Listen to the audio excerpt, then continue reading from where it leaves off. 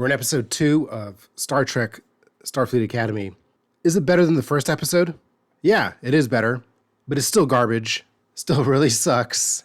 And the more I watch of the show and seeing what these writers are doing, it's kind of weird. It feels like a robot had been raised without ever meeting human beings and was given Wikipedia to read and then told to write episodes of television about humans for humans. Like, there's nothing logical. It's bizarre. It's so strange, and yet there are some things I like about the show, which I'll go into. But for the most part, the episode was garbage. I am Ryan Bosling, the Drama King, and on this channel, I look at movies and television mainly, more from a script point of view, from a storytelling point of view. My background is I have an MFA in creative writing and literature. I was a finalist in the Nickel Fellowship. I taught Intro to Composition, Intro to Lit, Composition through Literature in university. And I use all that, my background, my experience teaching and so on, to unpack television and movies at a more technical level than you usually get in reviews. And I don't just say what's wrong. I say how to fix them, the way I used to in my workshops. And so today we're going to do Star Trek, the second episode of Starfleet Academy. I'll start with a quick synopsis of the episode. Then I'll go into the kind of overall review of what I thought was good and bad. And then I'll do the key problems of the episode and the solutions. 100 years before the start of the show, Betazoid left the Federation and put up a defensive psionic barrier, locking themselves away. Now, interested in rejoining the Federation, a delegation of Betazoid youth activists visits the Academy to negotiate their rejoining the Federation. Meanwhile, Caleb has trouble getting accustomed to life in the Academy, as he vainly tries to locate Ganja 5 in the Starfleet database, the planet his mother told him she'd wait for him on. He meets the daughter of the Betazoid leader, falls for her, and incidentally discovers that her Betazoid maps list Ganja 5. When she accuses him of using her to find his mother, he must learn the importance of trust and honesty, a lesson carried over to his relationship with Ake, or else put the growth of the Federation at risk. So what did I think of the episode? Well, as I said, as I gave a little hint before, I thought it was garbage. I'll probably rate it a 4 out of 10 because it's not even average, it's below average. They make such obvious, stupid mistakes, and the show is basically nonsensical if you spend any time thinking over anything about it. But let's be positive. I'm going to start with the good first, because like I said, there is good stuff. The biggest good thing is Tarima, this girl who is probably the hottest girl in Star Trek, at least on the main cast. It's kind of difficult to say, actually, because Star Trek, funny enough, when people list like franchises that are known for having like really good looking women, they always put James Bond. But I mean, Star Trek has some babes going all the way back to the original show. They have like the best looking actresses at any one time. It's actually kind of crazy, especially since Star Trek, the whole idea is like, it's progressive, don't judge people by their looks and women are empowered and stuff. And then they just have like all these, everyone's a babe, every woman, every female guest is like super good looking almost. But this girl is probably the best looking girl in the main cast. And I'm not just saying it because I'm a pervert. It actually deals with my critique of the episode because there was really bad chemistry between the characters at the script level. The only reason you believe that the guy is interested in the girl is because she has that face and she looks like that, and she sounds like that. But the script does zero work, and that's going to figure into how I want to fix it, the changes I'm going to make to the episode. So that you're not just relying on just sex appeal, which is like cheap. If you have to rely on the looks of the actor or the actress to make the story work, that means as a writer you failed. You should rely on the dialogue and the action to make the characters attracted to each other. But anyway, she is very good looking. She is also a really good actress because out of curiosity, something about her voice sounded weird to me, so I saw like a short interview. And it turns out in real life, she has like the craziest, gnarliest Australian accent. She makes Crocodile Dundee sound like American or something, like a California dude. And then she was like on this panel, and while the interviewer was talking to the other two actors, she was like staring at the floor. So she doesn't even have that charisma in real life, that like, I don't know what you call it, cuteness or whatever, that her character has. So unlike most actors who just act like themselves and they're always the same, she's actually changing herself for the show, and I appreciate that. Like when you see Robert De Niro, you've seen every Robert De Niro character, right? And Brad Pitt's always Brad Pitt. Tom Cruise is always Tom Cruise. She's actually acting, so I appreciate that. And going forward, I hope the show leans into her because she's the best looking person. She's the best actress. And her character could be interesting because she has powers, I take it. So I hope they focus on her. The other character who really stuck out to me was Jet Reno. She comes in from Discovery. I thought she was stupid in Discovery, but to be fair, everyone is stupid in Discovery. All those characters basically suck. I hate that show. But here she was good because she's the only character in this whole damn show that treats Caleb with the respect or the lack of respect he deserves because he's such a punk, and she put him in his place. She's the only person that doesn't coddle him and treat him like he's a genius and he's so amazing and he's so rebellious and cool. She basically humiliated him in class, which I thought was good. Her character in itself is a good character. I guess she's okay. I mean, at least she's professional, That's like old Star Trek, as the characters were professional. In new Star Trek, no one's a professional. They're all clowns. So, I mean, I liked her. I liked those two characters. Those are the characters that stuck out for me. Other than that, I liked, they had some music, some opera music, which is cool. The female opera singer is actually amazing. Her voice is amazing.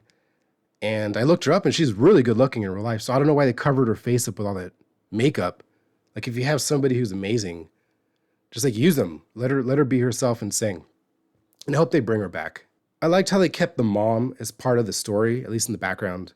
Because in the first episode, Caleb forgot about his mom. It was ridiculous. At least they kept it there in this.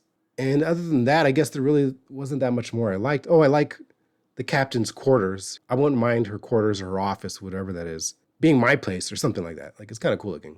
Oh, and the thing I liked that I almost forgot about were the last few minutes of the show, because they did actually a good job of doing callbacks where they brought things back from the earlier in the show and they wrapped around in a new way. So it created a feeling oh yeah, they had a journey. They went on an arc. So for examples of that, at the beginning of the show, Caleb eats an apple from Ake's office. And it turns out, of course, it's not an apple. It's a spicy whatever, some alien thing, but it looks like an apple. And he spit it out.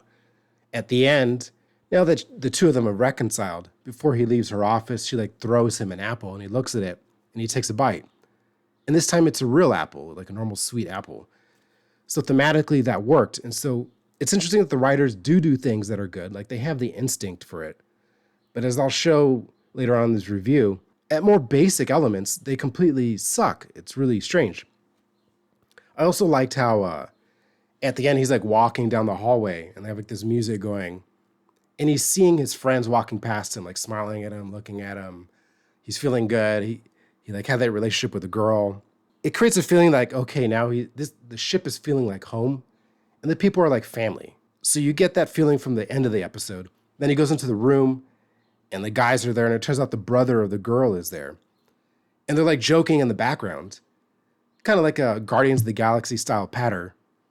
While he decides to finally make his bed. Because they made a deal of it earlier that he doesn't make his bed because he's a rebel. He's never had a bed before. But now he's going to make it because he's adapting to the Academy and to Starfleet. So you have the guys in the background, his buddies, and he's doing the bed, and then they help him with the bed. So it's friendship, So the end felt good. The last few minutes felt right. But it's manipulative because nothing in the show really leads to it.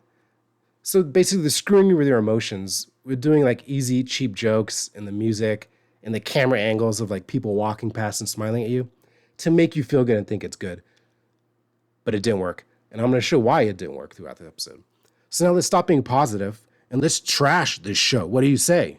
Okay, so these aren't the key problems of the show, but they're kind of miscellaneous elements that the show leans into to manipulate you into liking the show and thinking it's working, right? Because a lot of writers, when things are going wrong, they try to cover it with they use a crutch or crutches, where their strength is, they go into that and they forget about the key elements of storytelling.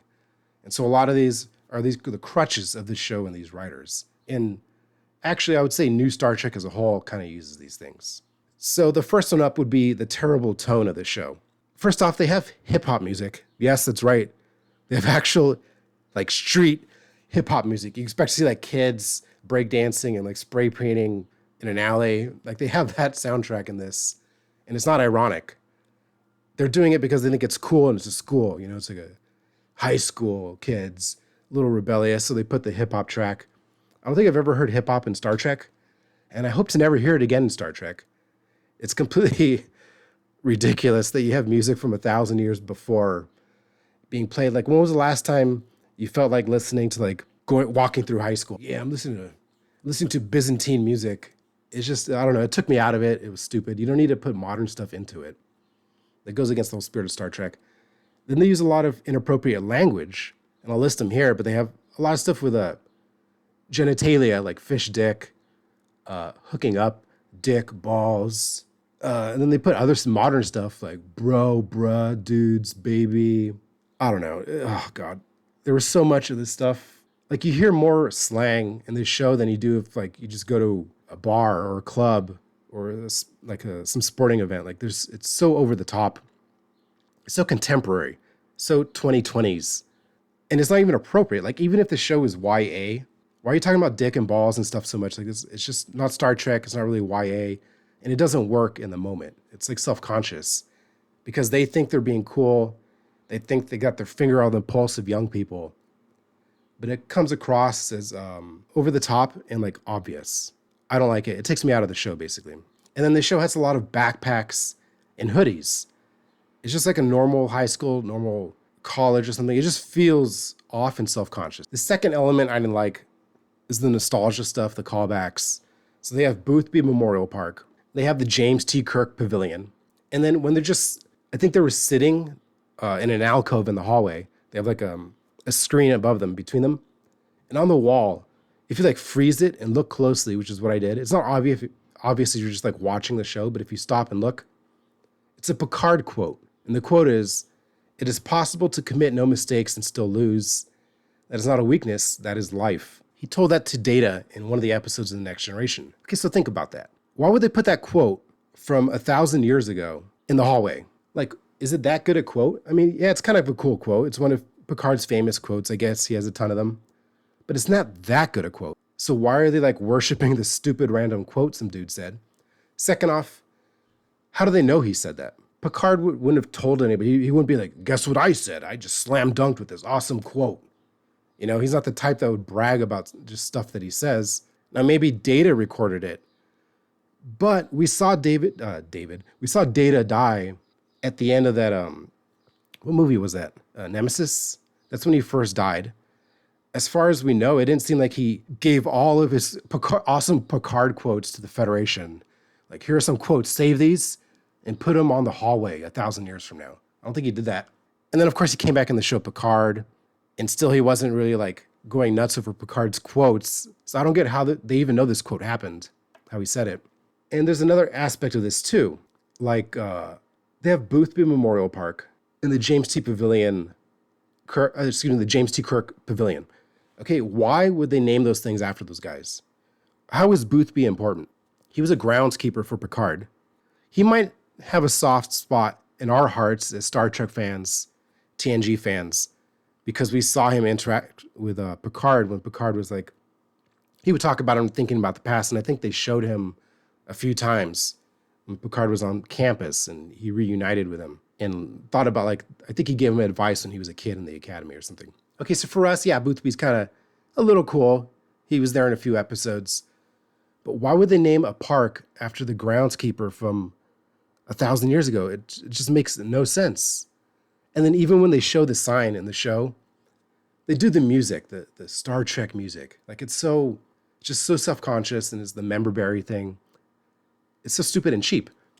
And as for the James T. Kirk Pavilion, you might think, well, that makes sense. He was a legendary captain, right? So they're going to name it after him, just like we named the Nimitz after the Admiral Nimitz from World War II. And it's an aircraft carrier. But is Kirk really that awesome a captain in the Star Trek world? He's just a captain. Because every captain in Star Trek is awesome. They all have the same adventures. They all save the galaxy. They all meet space wizards and travel through time and do this and that. So yeah, I like him. He was a cool captain. I love the show. But from the point of view of the universe, he's not special. I think 1,000 years later, they're not going to name anything after him. Nobody on the street is going to know Kirk. So The problem I have with these things is that it points out to me how hollow modern Star Trek is, that they have to keep going back and digging in the past and connecting themselves to the past to make the present show somehow work, seem worthy. And it just makes it more unworthy every time they bring this stuff in. Because then I think, oh yeah, Kirk, I remember that. That show was awesome. This show isn't. I'd rather be watching that. And there were other small things. Like they have Star Trek chimes. Like when someone chimes somebody or there's an announcement in the ship, they do a little Star Trek theme thing. Like why would they do that? It makes no sense to use that. That's the theme song for the show. That's for us. The people in the universe don't know about that. Oh my God. It's just so dumb. And now we have to talk about two characters and how they're developing them and what I don't like about it. So the first up is Chancellor Ake. They're making her really weird, even compared to how weird she was in the first episode. So they're continuing with the chair stuff. She sits really weird in those chairs. She sits like a little like emo girl, like 19 to 22 years old. I've met girls like that. But generally they outgrow that. They don't keep doing that until they're 400 years old. And she doesn't wear shoes. She doesn't wear a uniform. She looks like she just came out of like a Thai meditation retreat. She's wearing like fisherman pants and like a hippie yoga shirt type thing. And then at one point she sits up on the bench or on a table and she drinks from a dirty mug that was left there. So you might be thinking, well, they're just making her quirky and weird and that's fine. Yeah, that is, except it contradicts some things. Because if you remember in the first episode, she went off on Caleb about how he had to get a haircut and he had to wear a uniform. But now she's not wearing shoes. She's not wearing a uniform. So does she have double standards like for the students and for herself? If so, that makes her look like a hypocrite and a bad officer, right? If she can't maintain a good uniform and so on, then she shouldn't be in Starfleet. It's a joke. But if she doesn't care about that stuff, then why was she harping on it with him? So it's a problem from that perspective. But it's also a problem from, think about it this way. When she drinks from that mug, theoretically, since there's aliens on board, she could be drinking like the reproductive juices of some creature that just drank from that. You don't know what their mouth does, right, with these aliens. So it's disgusting, it's unsanitary, and it's potentially dangerous. She could be drinking something toxic. So it just makes no sense. So why are they doing this? Well, they're doing it to make her different than the other captains. They want to make her distinct from like Picard or Janeway or whatever. So I think making her crazy and wacky is weird. I think partly because this is a YA show, I think. And they're kind of doing like the Mrs. Frazzle or Miss Frazzle thing from the Magic School Bus. I bet that's a model for her because she's kind of like her a lot. She's very similar to that character from those kids' books. And the other reason they're doing it is because she's a Lanthanite.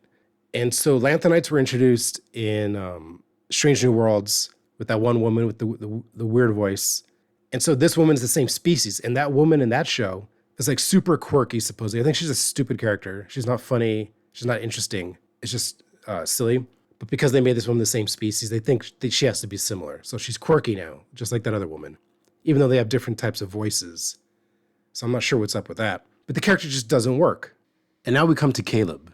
The problem with Caleb in this episode is that they completely rebooted him. Remember in the first episode, he agreed to join the Academy. And he didn't just agree once, he agreed twice. Once at the beginning, one towards the end, or at the very end, I should say. Now they're acting like he didn't want to join. He doesn't like it. He's a brat. He's always checking. He's always like rolling his eyes and looking around, looking on his pad and so on. But they already got past that. He agreed to do it. So the fact that he's acting like this, like a little brat, it reduces his character, makes him look even stupider. Likewise, in the last episode, he supposedly had like that little feud, that little tough guy thing with that the Kionian character, the other guy, the bully type character. But in that last bit of that episode, in the last third, those two basically made up and they learned to work together to overcome that programmable matter threat. And they like made that face, like they looked at each other and nodded like, yeah, I respect you now, brother. They did that little thing. Now they're acting like that never happened. And they're back to hating each other. But it's like in a really obvious, childish way. They already got past that though, see? And so the thing with this episode is they're acting like the stuff in episode 1 never happened. And the reason they're doing that is because, as I said in my critique of the first episode, they moved Caleb's character arc way too fast in that episode. They basically resolved all of his problems And the show should end after episode 1. There shouldn't be any more show because there's nowhere else character-wise for the character to go. So it's like they realize, oh crap, we went too far too fast. Let's just pretend that stuff didn't happen. And now he's gonna hate the academy again. He's gonna act like a brat, and he's gonna hate that guy because they want that to keep going. The other thing I don't like about him is he's like a tech genius. He's like the world's greatest hacker. They never really built that up for me, so I don't even believe it. This kid's he's like a clown, and now he's like just the world's biggest genius. Not only that, he's caught several times hacking. They mention it over and over, and yet nobody does anything. Why don't Thok and Chancellor Ake actually punish him and stop him? Instead, they just make comments, but they let him keep going as he wishes. So it's just not credible, and it makes Starfleet, it makes the whole show kind of silly. There are no consequences to his actions, which is what you don't want in a character. They made these changes to keep some tension in the story and to trick us into being interested in the character and in the show. The other thing I disliked about Caleb is how he acts with the girl in small moments. Basically, he doesn't act like he's in love or attracted to Tarima whatsoever, even though he's supposed to be, right? The script wants us to think he is, but he's not acting like it. So a concrete example is during that function, that big party with the food and the opera and stuff like that. At the beginning of it, Tarima isn't there. We don't see her. We don't know where she is. But Caleb is there. And he's eating food, and then he spits it out because it's so gross. He spits the food and does a little joke with one of the valets. Is that what a guy would do? No. I can tell you no guy would ever do that because you don't want to look like an idiot or a little kid or gross because she might see you do that. What you would be doing is you'd be looking for her. Maybe not physically, but when you're into a girl or anybody's into anybody, you're always extremely conscious of their position or their lack of position, or lack of presence. So he'd be trying to find where she is, keep his eye out. Maybe he'd ask somebody without trying to give it away to see, what's up? Is she coming or what? You're not going to play with your food because you look like a moron. There's another example. Earlier in the episode, Tarima tells the Ake that she wants a tour of the academy. And she says, Ake says, sure, we'll get somebody to show you around. She says, no, I know who I want. And she points at Caleb. Well, what's Caleb doing when she points? He's not paying attention to her. He's not even pretending not to pay attention to her. Either of those options are what people would do. Either he'd be looking at her or he'd be pretending not to notice her, right? Because that's what you do when you're a little kid and you have a crush and you're self-conscious and nervous. He's completely oblivious, which is fake. And instead, he's bent over this fountain looking at fish or something, I guess. And he's extremely bent over to where his legs are up. He looks like a 9-year-old kid. And that's so fake. No guy would ever do that. Because the thing is, when you have a crush, you want to look cool in front of the girl. Now, objectively, you might be doing something stupid to impress her.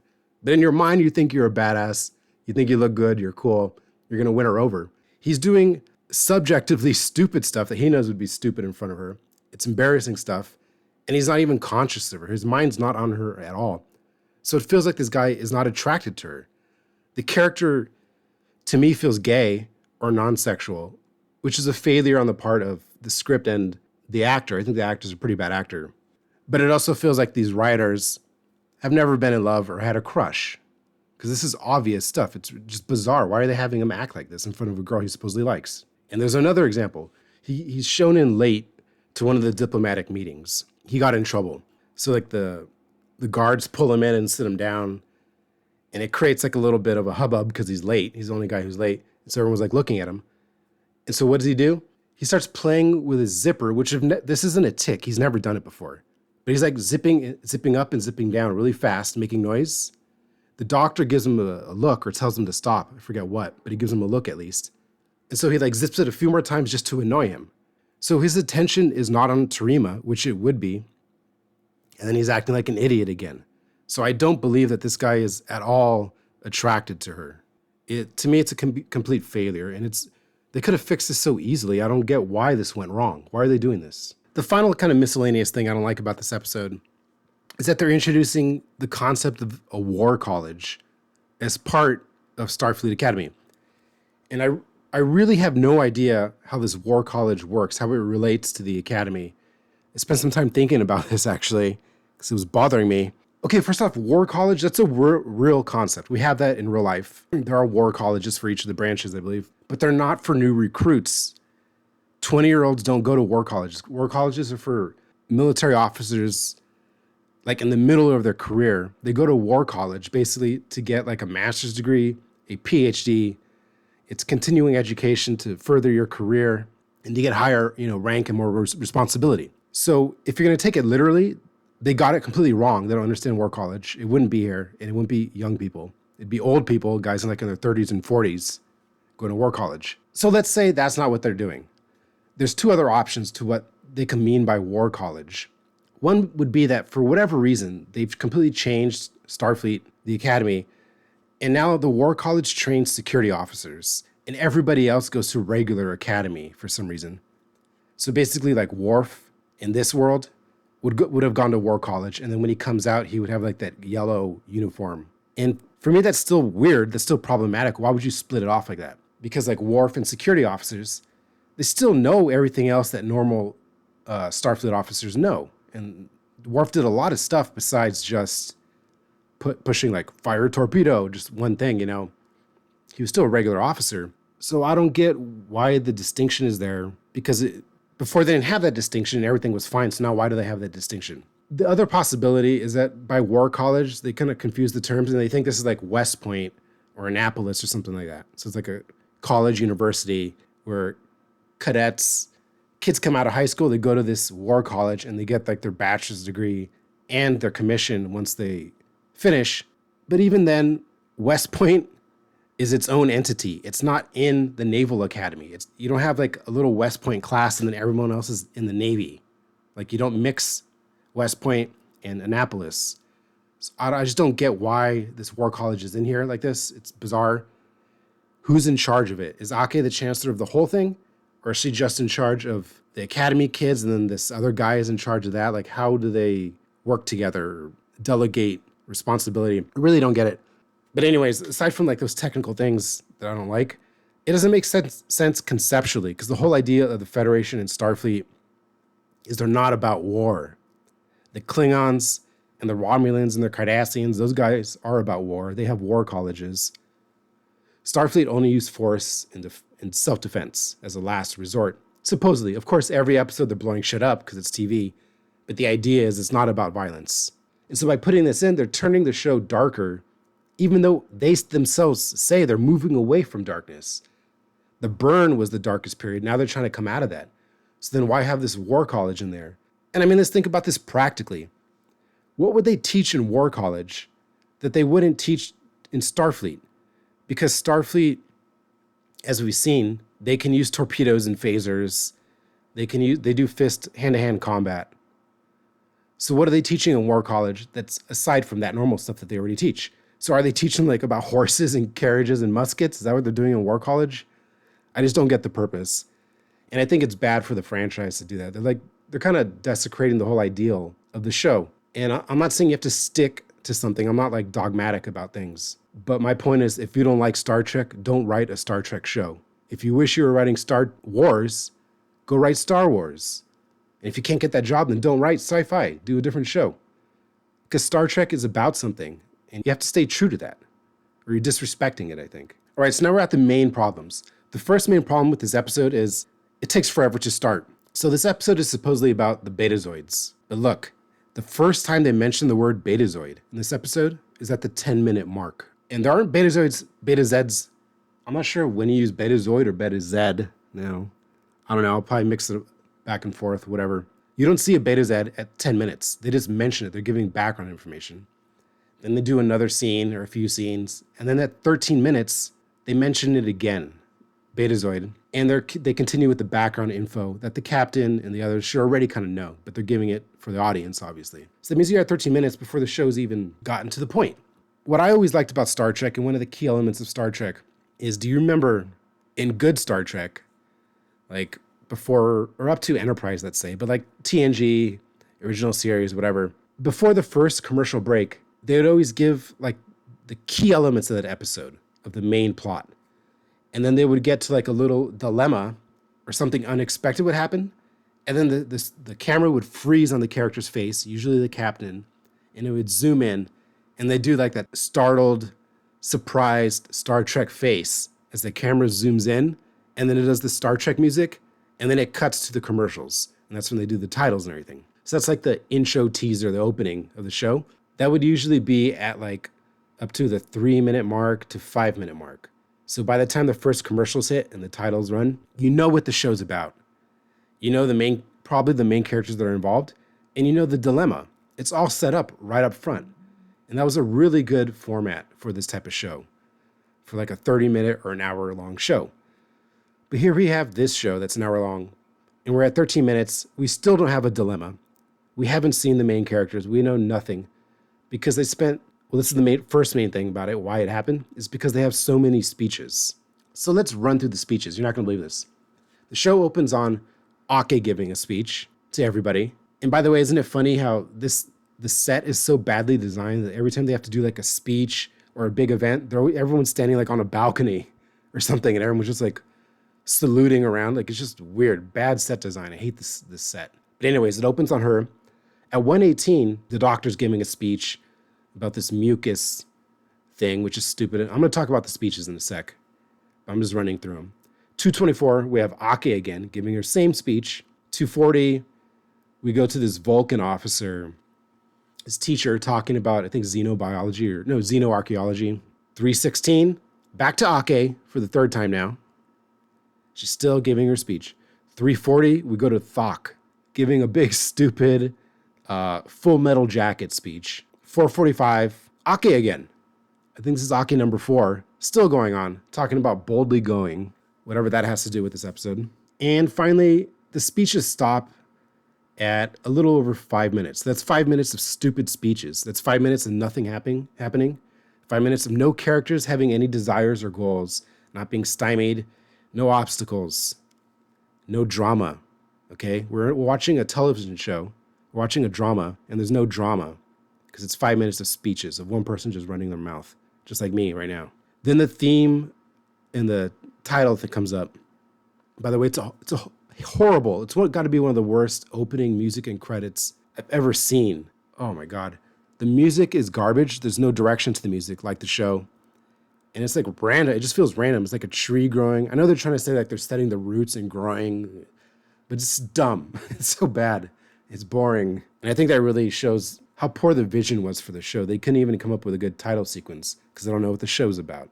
Everything's just floating around. The problem with these speeches is compounded by the fact that the speeches are really stupid in themselves. So let's look at Ake's. Ake's is spread out over, I think, 4 chunks.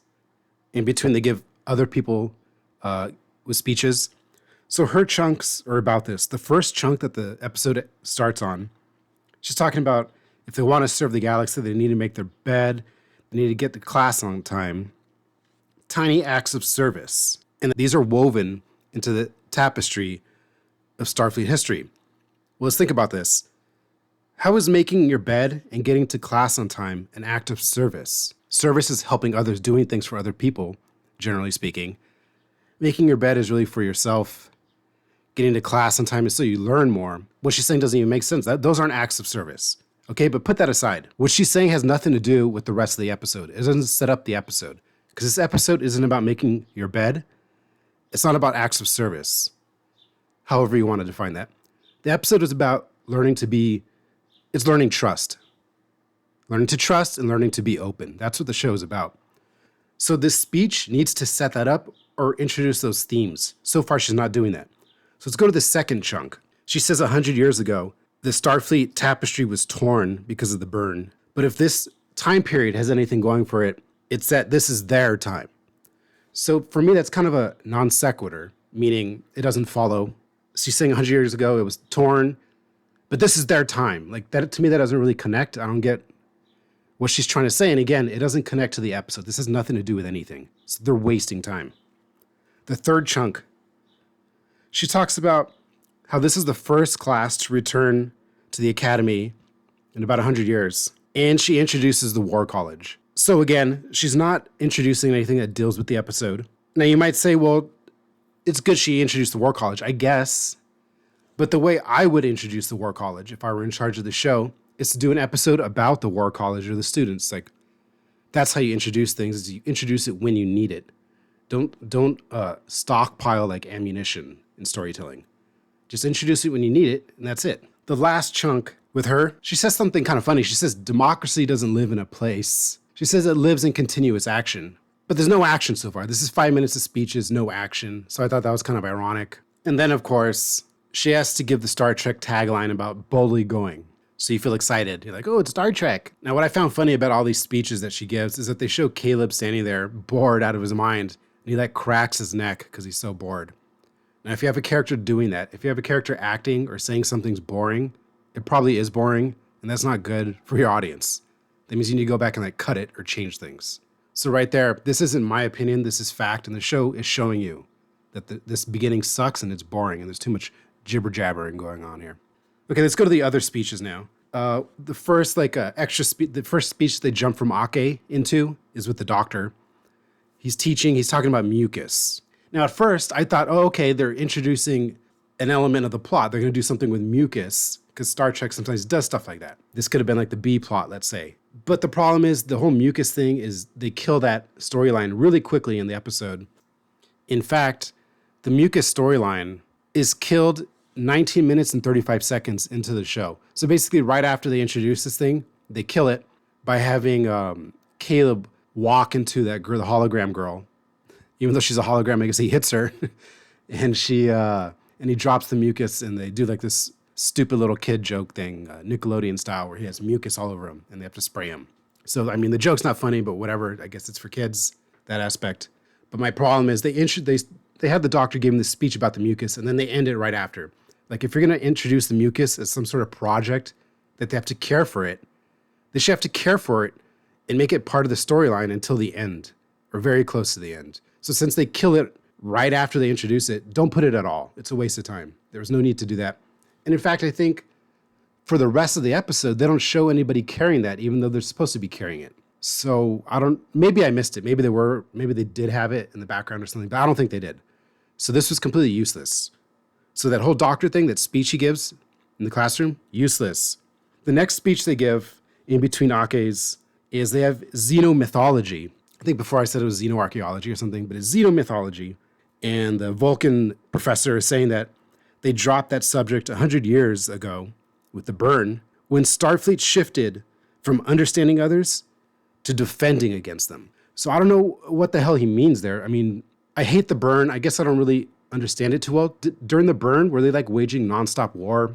Maybe they did. I don't know. The thing I don't understand, and the reason I'm confused, is because from my understanding, what happened during the burn is that all faster than light, all warp travel became impossible because the dilithium, I think, crystals exploded because that little kid was crying and he somehow exploded everything across the universe or whatever. So if faster than light travel is impossible, they're reduced to sublight speeds, I would think that the universe would become way more peaceful because you can't reach anybody.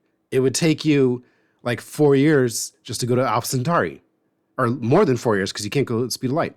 So like if you can't get to places, you can't really invade planets and stuff like that.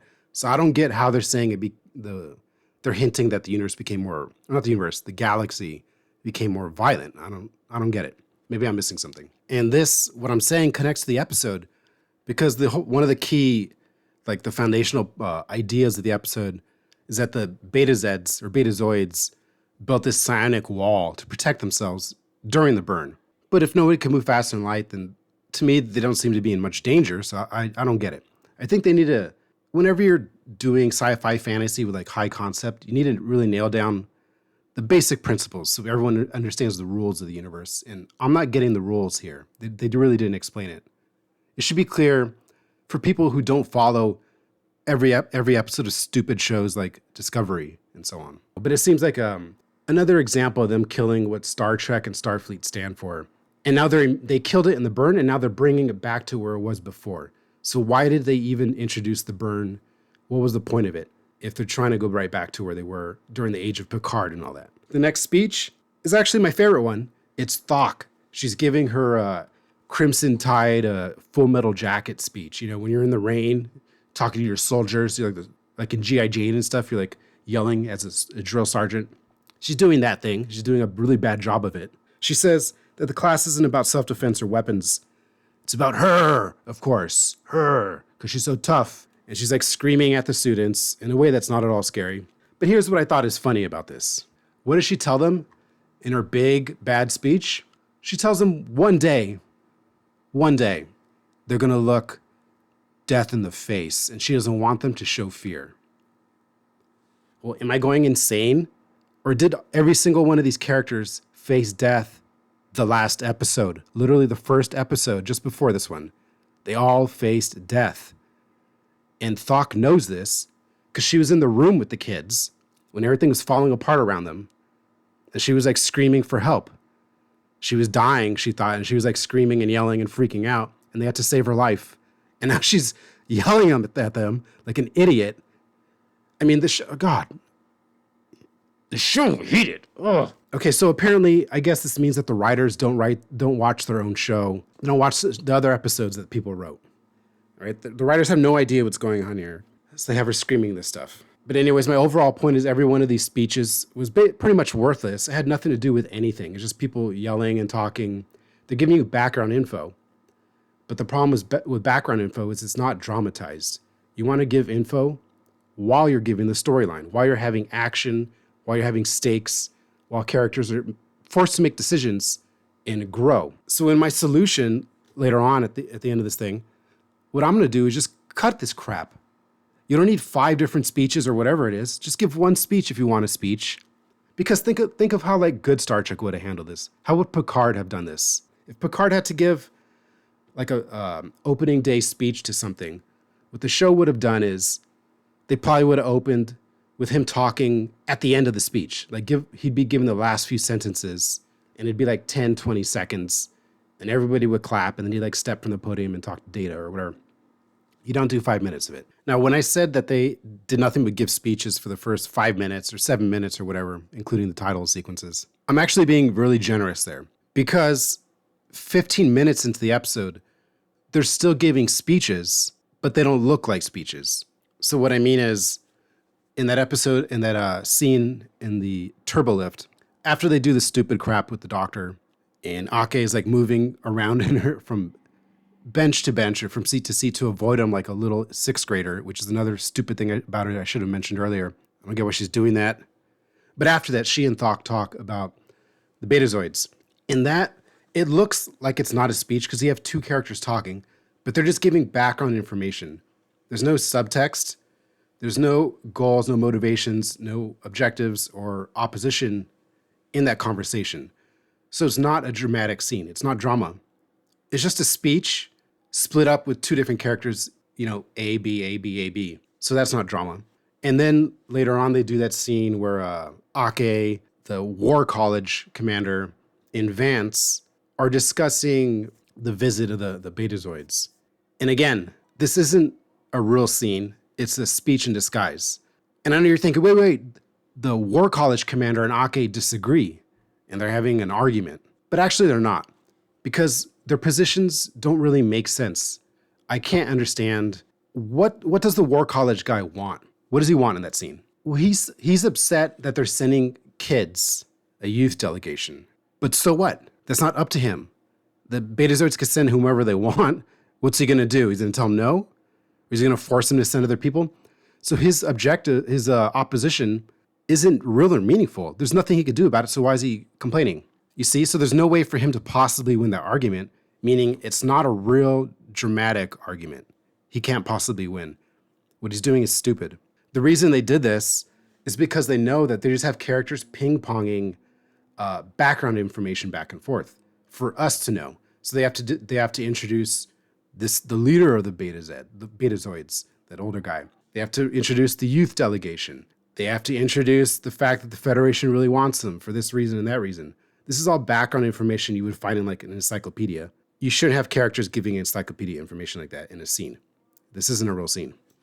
Remember how earlier I said that those 5 minutes of speeches and Ake speeches were really bad and boring and pointless.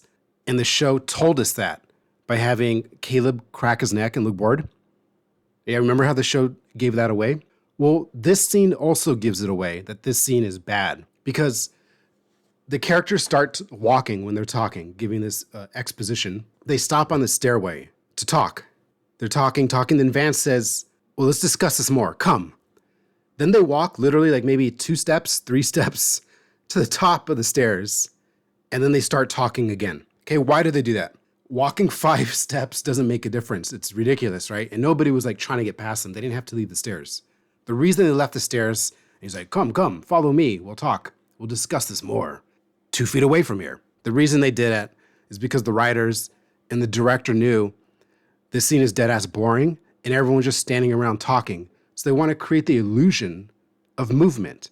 They want movement. And since they can't get movement with ideas, with wits, with actual dialogue doing work or characters doing action, they did it through having the characters physically move and having the camera move. And that's what happens in shows a lot. When nothing's going on in a TV series, you have characters like just walking, which is meaningless action, or they have the camera singing around. So like, I think David, is it David Sorkin?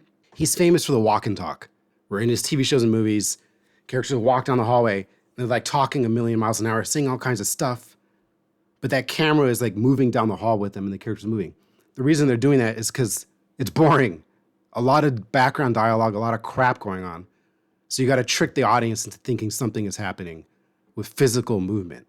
So if you see a show doing that, characters doing stupid, meaningless stuff like walking or serving themselves coffee and that kind of crap, the scene's probably not working, I would bet. Because if it was working, they wouldn't have time to do that. The characters would be doing something real, and the audience would be paying attention, and they wouldn't be at risk of getting bored and needing to be distracted. So this scene objectively sucks. So how do you handle exposition? And exposition is just like facts, information that the audience needs to understand what's going on, or like background info. How do you give that? How do you handle it? Well, you don't want one character just listing it off like an encyclopedia article to the other.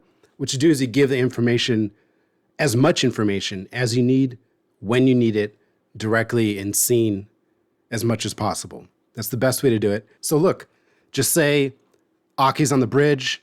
The bridge tells her the Betazoid delegation is about to beam on board. And she goes to the, God, my mind is blank. What's it called? The transporter room. Jesus. She goes to the transporter room with like maybe her first officer. They're going to welcome on board. And they could give like maybe 10 seconds of background information there. Like, this is a huge moment. I hope it's successful. They haven't been part of us for 100 years. That's really all you need to know. That's the background information you need. Then the delegation would beam on board. What other information you need about them? Their goals, their motivations, their objections, whatever they want from the Federation in return from joining, that kind of stuff. Just have the delegation say it. Have that guy say it. I demand this. I want that. That's it. So you're doing it in scene. You're doing it dramatically. And it would be fun to watch instead of just watching 2 characters talk back and forth forever. Because of all these speeches, the show doesn't even start to begin until like the 20-minute mark when Caleb first runs into Tarima. But here's a little interesting factoid. In those first 20 minutes, there were only 2 scenes that I thought were somewhat decent. And I'll just go over one of them just so you can see the difference between a bad scene, which is what I've been talking about, all those bad scenes and bad speeches, and a scene that's actually kind of decent and you could build something out of. So the scene takes place around the 8-minute mark. It's when they get they're assigned their rooms, which, by the way, is kind of weird because where have they been sleeping? This isn't the same day as the first episode. So they've had at least one night and they didn't have rooms. I don't know what's going on, but whatever. Now they have their rooms. Oh, also, Caleb later in this episode tells Tarima that sometimes when he can't sleep, he goes to that whale watching room. When he can't sleep, so where is he supposed to, where do they sleep? Are they like, I don't get it. I guess they're sleeping outside until they got these rooms. But anyways, Caleb and Genesis are walking together down the hallway and he says, thanks for helping me in the previous episode. And so you're getting the sense that there's a subtext to what they're saying. And subtext is like what's underneath the surface, what they're not saying, but what is still present. And so that subtext for him is, I want to have sex with you. Like, he obviously likes her. So there's that little flirty thing. And the fact that there's a subtext makes this much better than any scene so far in this first 20 minutes. You always want a subtext because most people don't say what's on their mind, right? You're not saying what you really believe, but you kind of hint at it. And this scene has that. And then the scene has like a little bit of fun, a little surprise, because he's going down the hall. He looks down at his pad and he's like, oh, this is my room. And she looks at hers and she's like, me too. And so you're thinking, oh, they're together. And of course, they're not. Instead, she's across from his. So I thought that was a good surprise, kind of fun. And then she tells him right before they leave, or between they go into their respective rooms, she says, don't hook up with anyone for 6 months so you can see, if they're crazy or not. And so that's really telling you, that's not just a fact for him. That's telling you her perspective, where she's kind of unsure about him, if they're a good match, if he's too crazy for her or whatever. So they both have a subtext. They both have desires. You can tell they kind of like each other, but they're not acting on it yet. So there's tension. And so I was looking forward to that, seeing that develop throughout the episode. Of course, Genesis disappears from the episode, which I think is a mistake, but at least it's set up romantic tension of some sort, because obviously he goes to the huge romance with Terima after this. So for a short scene, it did a lot of work. I'm not saying it's Shakespeare or anything, but it was decent. All right, so that's the first big problem with the show, is it took forever to start. So I'm going to come to the second big problem. The second big problem is that the show did a really bad job of setting up the foundation of the show and the plot.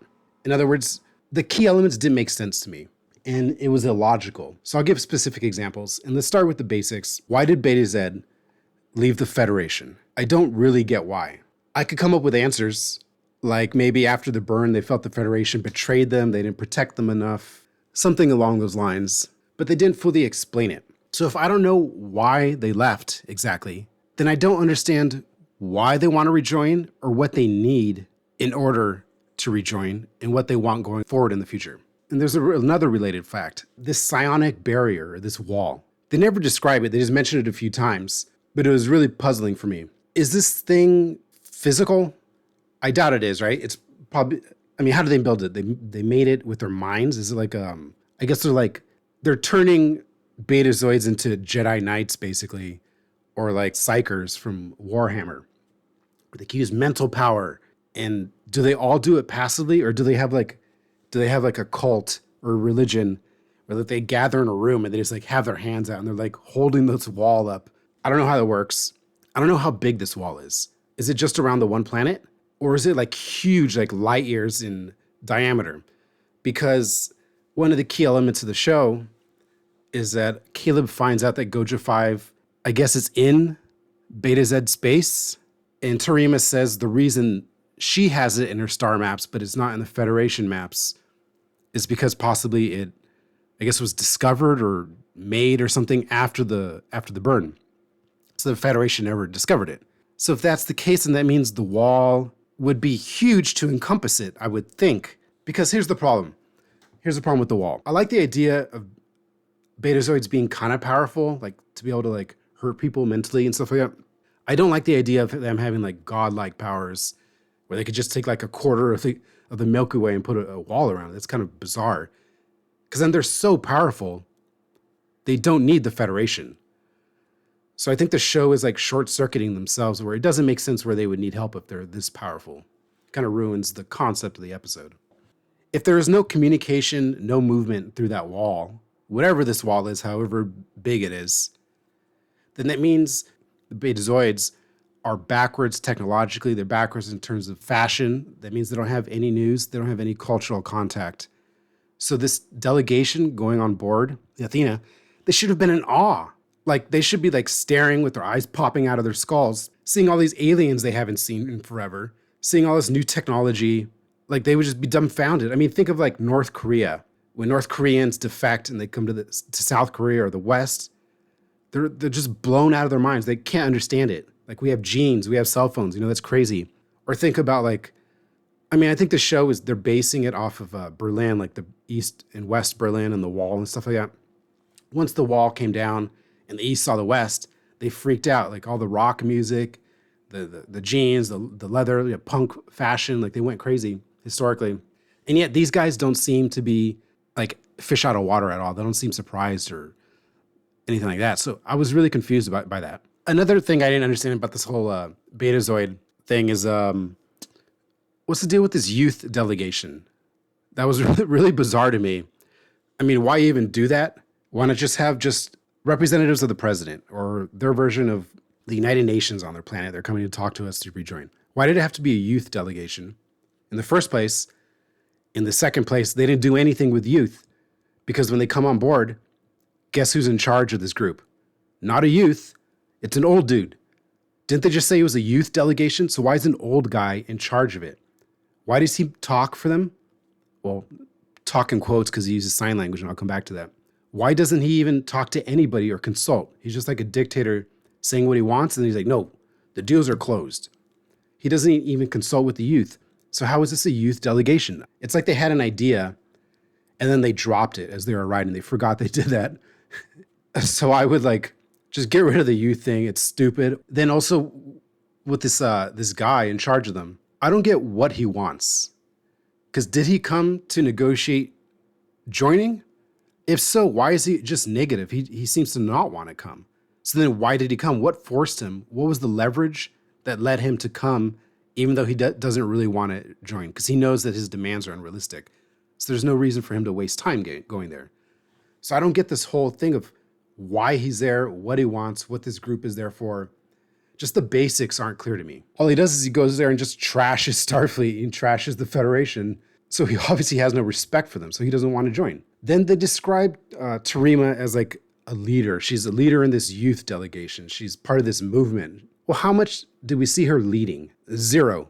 0 seconds of her doing leadership or negotiating or talking to anybody about the matter at hand. She didn't do anything except look hot, act like a sex doll, like a walking sex doll, and just hit on Caleb over and over and over and over. That's all she did. There was no youth leadership going on there, no negotiating.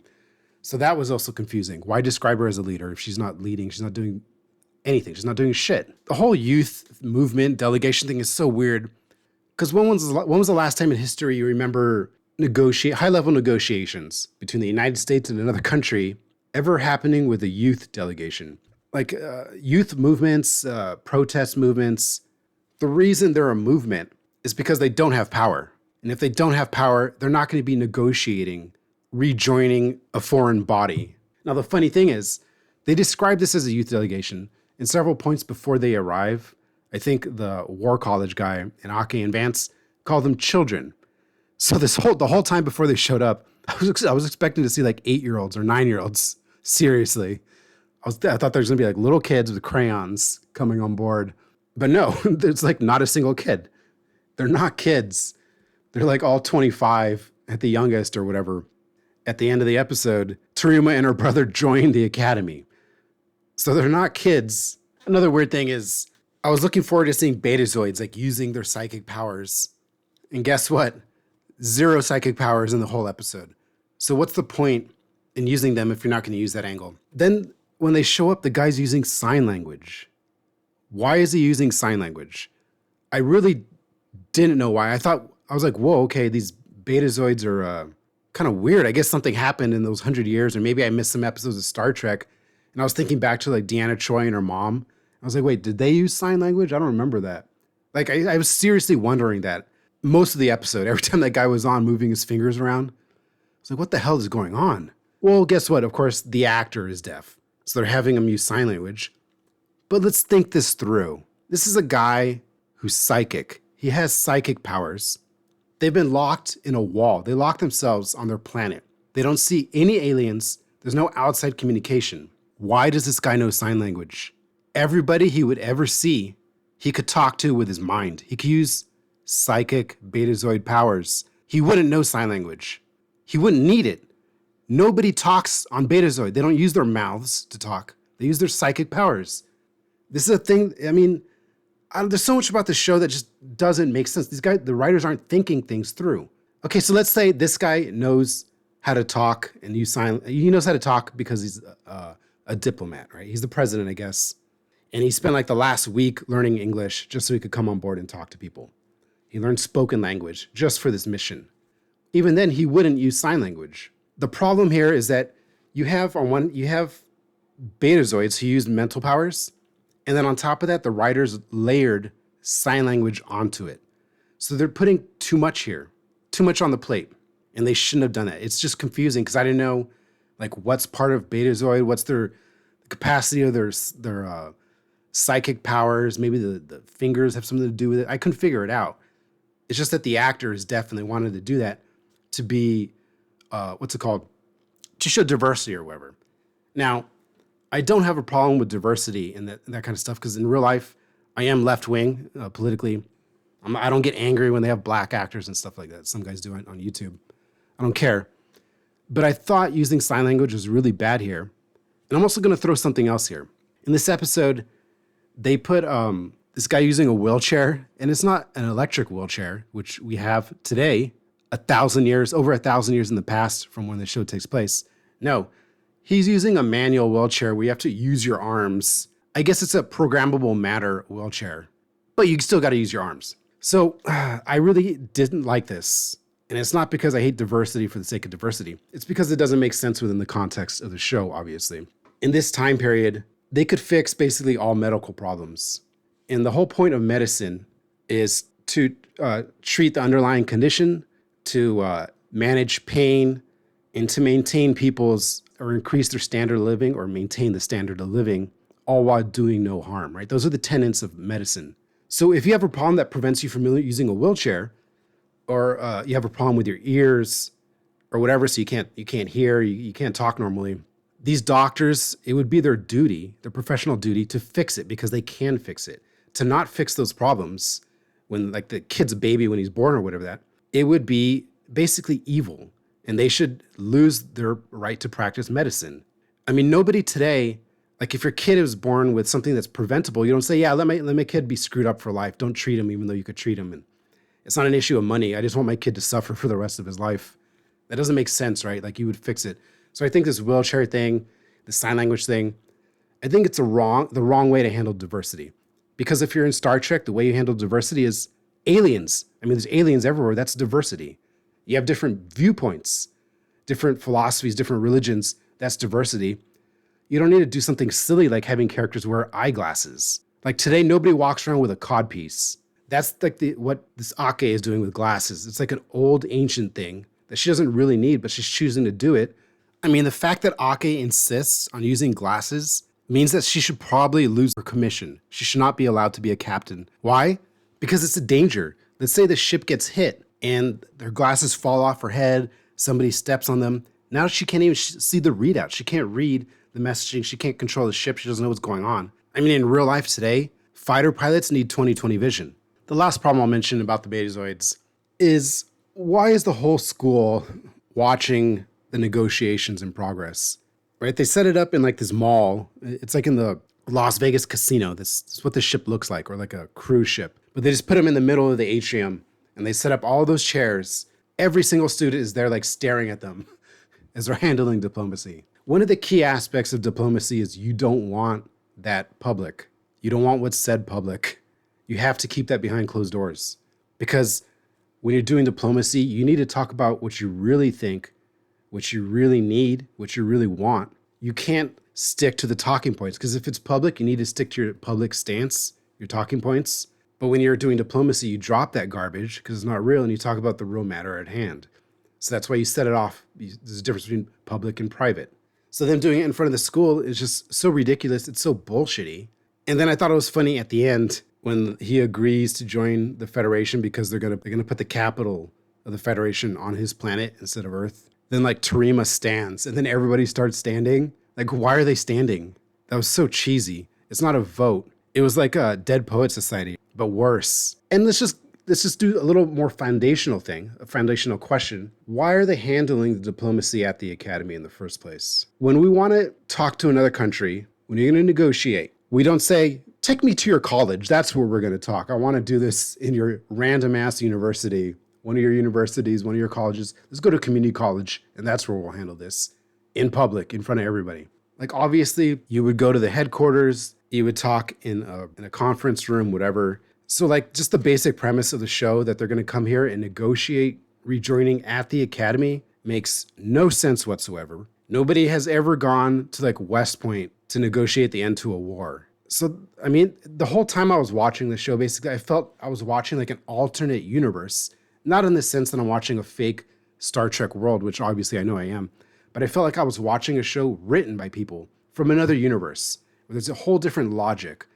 A world where people negotiate live in front of a studio audience, high-level negotiations, And they do it in elementary schools and in middle schools and in high schools. They go to schools and negotiate because they just love it for some reason.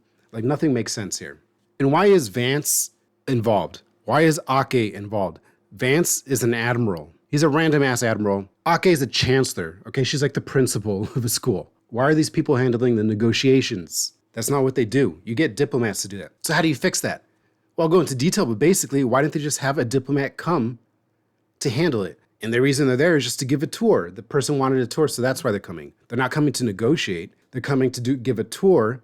And in the process, they things pop up and they figure out the problem. So they do find the solution, they negotiate, but they didn't mean to. They came about incidentally. That's the way you could make it make sense. The last problem I had with the whole Betazoid angle is that they had that inhibitor on her neck. I actually didn't even notice that until they pointed it out towards the end of the episode.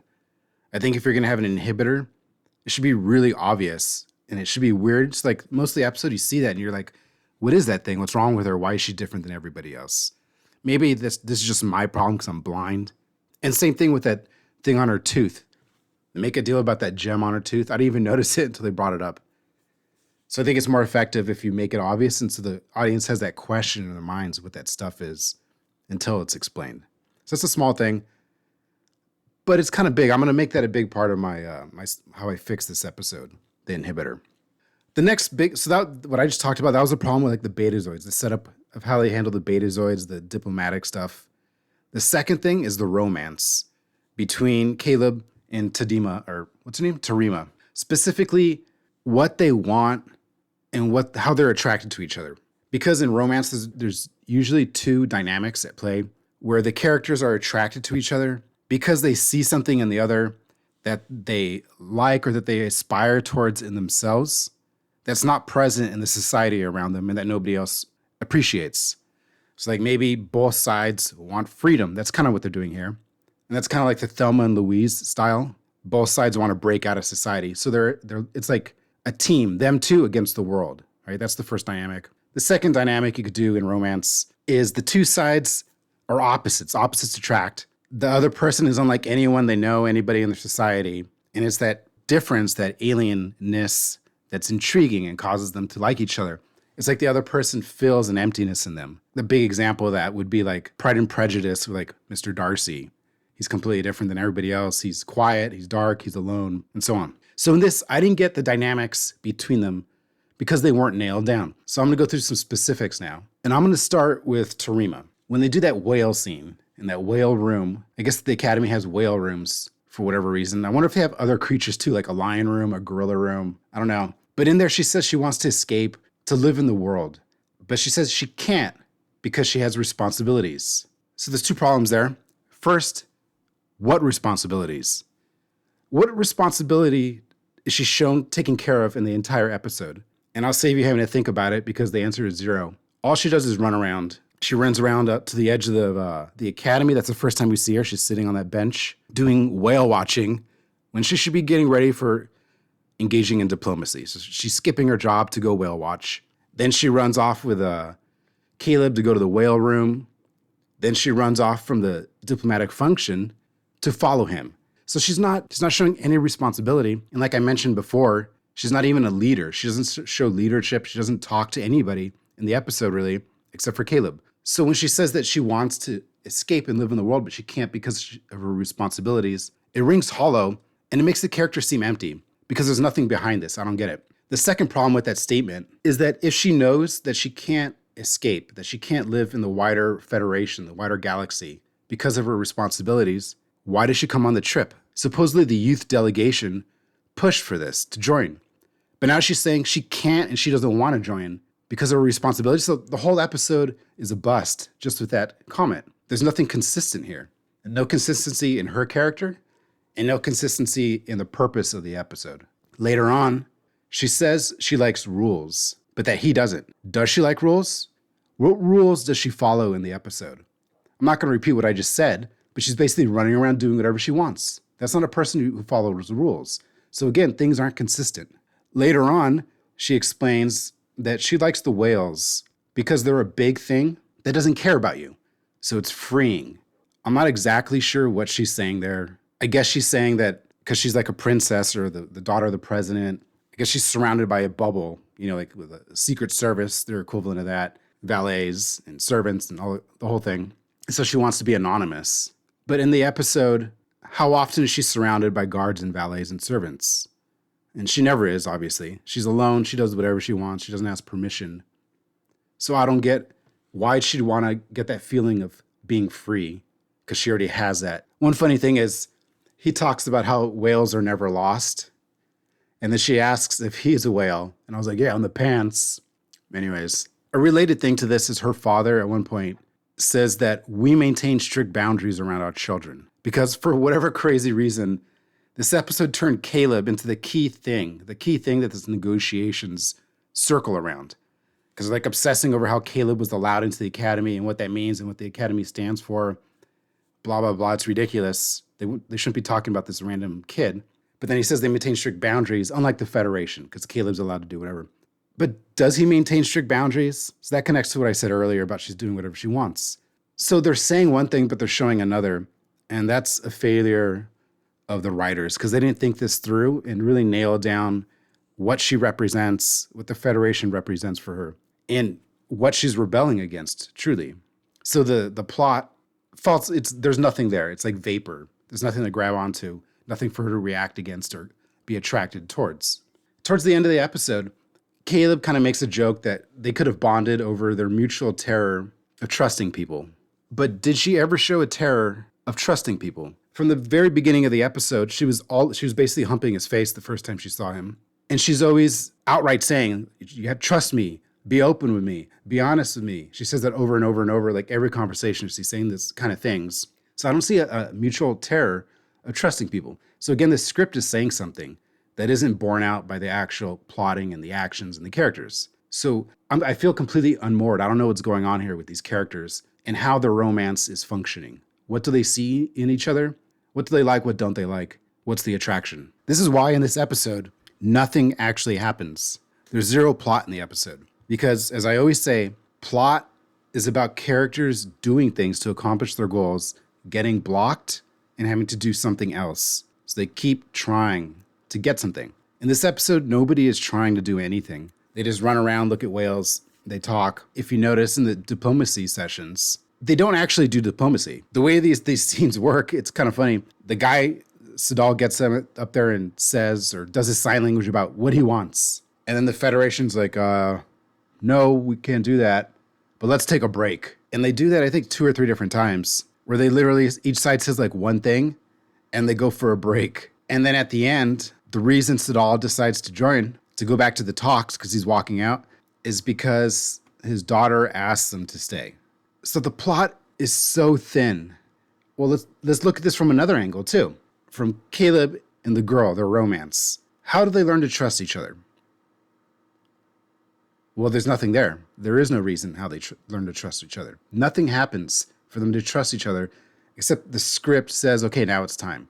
They never earned trust. You're probably thinking that, yeah, Tarima sucked as a character, but at least Caleb, we understand him. He's consistent. And on one hand, yeah, that's kind of true, because they keep shoving in our face that he's such a rebel, that he's trying to escape the academy, and he's like hacking and stuff like that. So he obviously wants to get out and find his mom, right? Well, there's still a problem.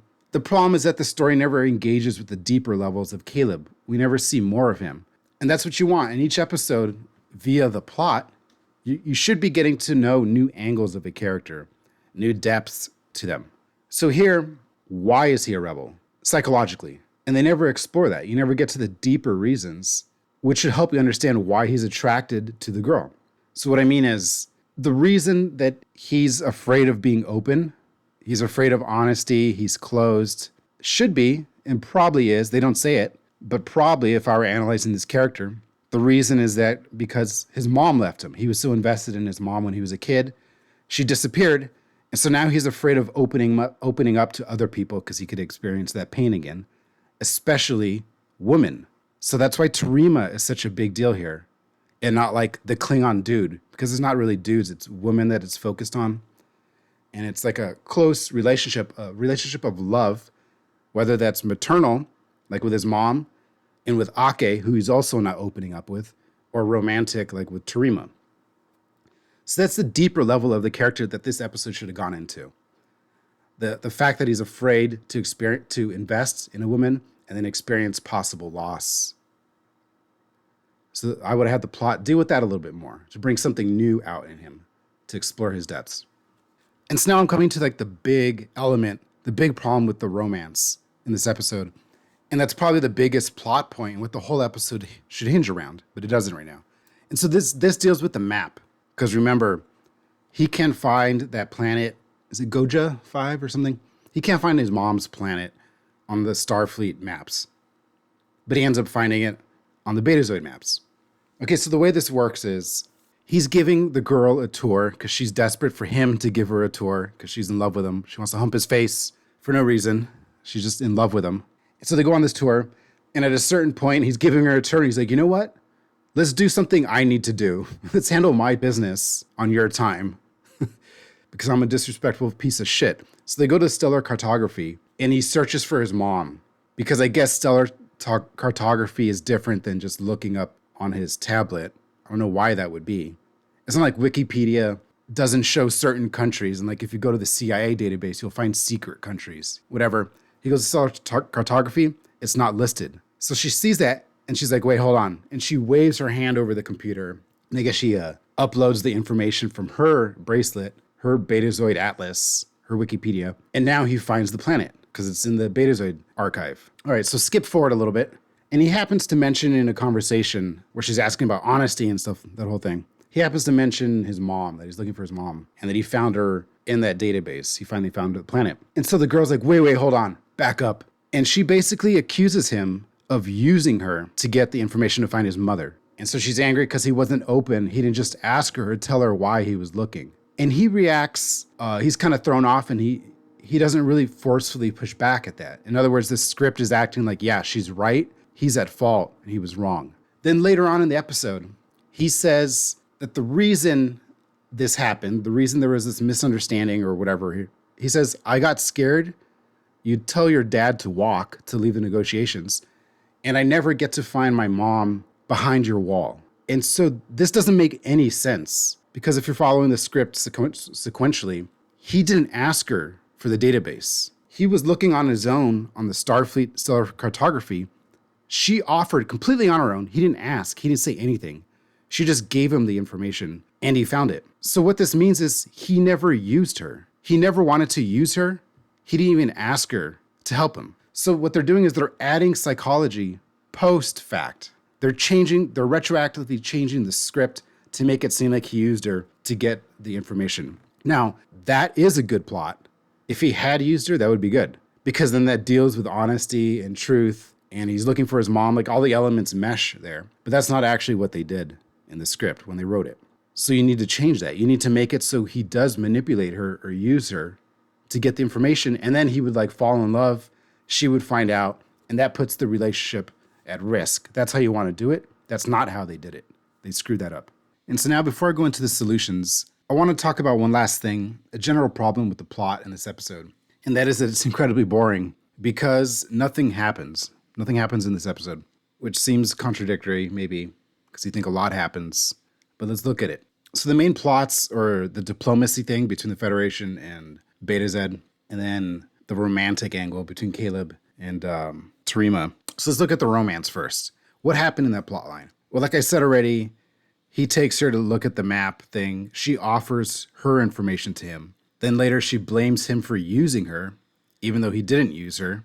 And then what happens? Well, after that point, their relationship breaks up and the negotiations break down. The father calls him off. So to save the day, Caleb goes to her and apologizes. And that's it. That solves everything. She falls back in love with him. She likes him. She trusts him now.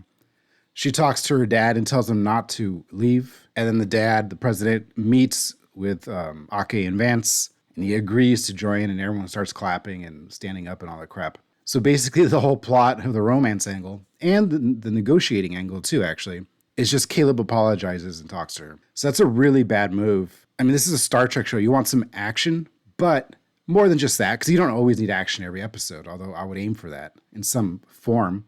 You want at least action. You want drama between the characters. And so what I mean here is that If this problem is such that just one apology and one conversation that takes place over maybe 30 seconds or a minute could solve all the problems, all the storylines in the episode, then that problem wasn't very big. Because you could think of big problems that you have between people that is simple, just, I'm sorry, whatever, come back, let's talk. That's not enough. You'd be like, fuck you. Are you serious? You think that's going to solve everything? So if this is a serious problem, you need a serious solution, not just an apology. So what I would want is for them to learn to trust each other and to learn to be open while in the process of going through the actual plot involving possibly physical action. So they would learn to trust each other because of things they do, and they appreciate each other, and they come to see that there was a misunderstanding and they could actually work together and that kind of thing. So let's look at the diplomacy plotline. The thing about between Beta Z and the Federation is built around 3 negotiation sessions. I think it's 3, maybe 4, including the last one. But this is a bad framework because that means you're just having a lot of talking. And you don't want to base the show, especially an action adventure show, a sci-fi show, around people standing at a lectern giving a speech. Okay, so just that, on that basis, it's bad. It's a bad idea. If you have that going on, you should just tear the script up, and start over again. You want to dramatize it, not just have speeches. Now, aside from that, the way they did it is bad. Because like I said, it's 3 main sessions until it breaks down. Then they have the 4th one after Caleb apologizes and the solution. So those 3 ones, the framework they follow, each of them, is that I think Sidal, the Betazoid president, talks. He says what he demands, what he wants. Then the Federation representative, I think it's first it's Vance, then Ake, they go up and talk to him. And they say their demands or what they think the Federation stands for. So they're at an impasse. Both sides say what they want. There's no middle ground. They haven't gone back and forth to find a solution. Instead, Vance, and by extension the writers, stop the story there. And they say, let's take a break. I think Vance literally says, let's have lunch or let's reconvene in like a few minutes or something like that. Let's take a break for the day. So the reason they're doing that is they're afraid to have confrontation, but they also don't know what the confrontation is and how to solve it. So they're just avoiding it. Like, let's just cut it, throw that aside, and we'll come back later. And then cut it, forget that, we'll come back later. Cut it, we'll come back later, and then it's solved. So it's 3 fathers, and then the 4th one, everyone's happy and everything's magically solved. So the problem is there's no back and forth. And plotting, good plots are built on back and forth. Between values, between characters, between the good guy and bad guy. They're all throwing punches at each other and seeing who comes out on top. So they should have had them engage with each other instead of just giving a speech and then stopping it. Because the story is never getting going. They keep cutting it. They keep turning off the engine before the engine's even really revving up. So you don't have rising action. There isn't more and more tension because you just have these 3 little vignettes that are stopped. So it's not a plot.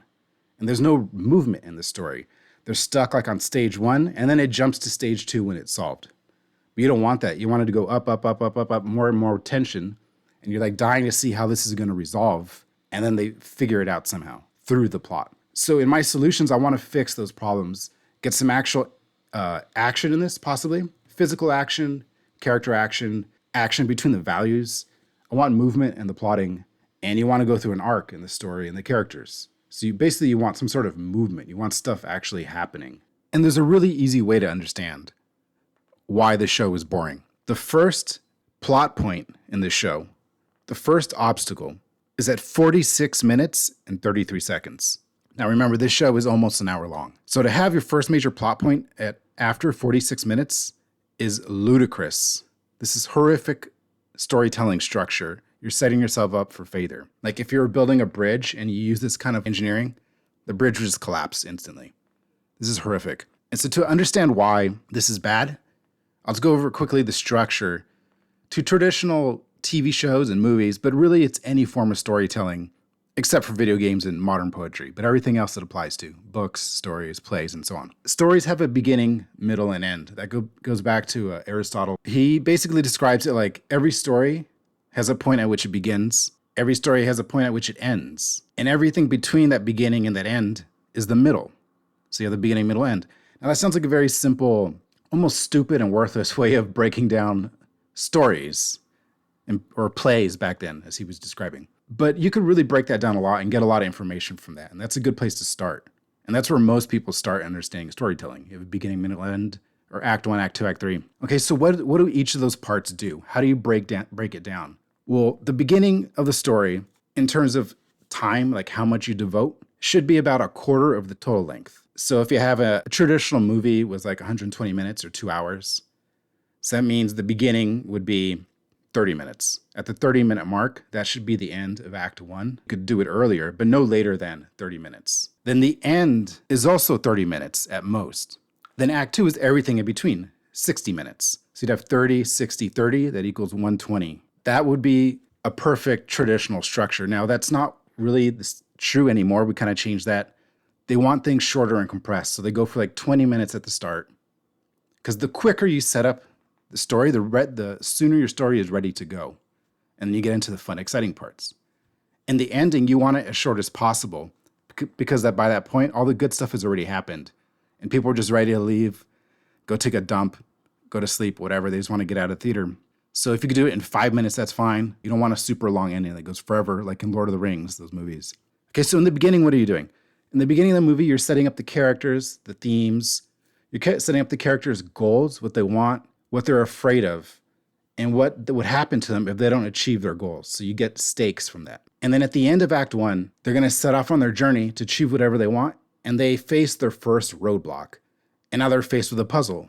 Okay, so I wanted this, but I can't get it as easily as I thought or as I wanted. So I'm going to have to struggle for it. And that's the end of Act 1. When you set up the story and the stakes and you know the journey that they're going on and how difficult it's going to be. The middle of the story is where everything's already set up. And now you're just seeing the development. You're seeing character development, you're seeing story development, and plot development.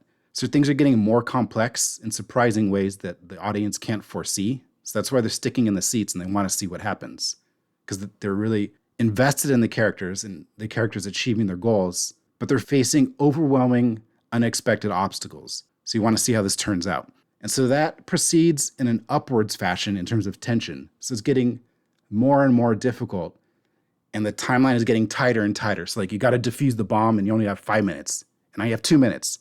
And I have 1 minute. Like that's how it should feel in the middle of the story. And in the end, you're just tying all the loose ends up. Nothing really exciting is happening there. Because if it were exciting, that means you're still in the middle. So by the end, nothing exciting. You're just closing it out. Happily ever after, or the character failed miserably or whatever. And that's the end. But you see, the most important part of the story, of every story, is the middle. Because you have all your introductory information out of the way. And now you're having fun. This is where the action is, where the unexpected things are, all the set pieces. So that's why you're devoting 50% of your story, at least, to the middle.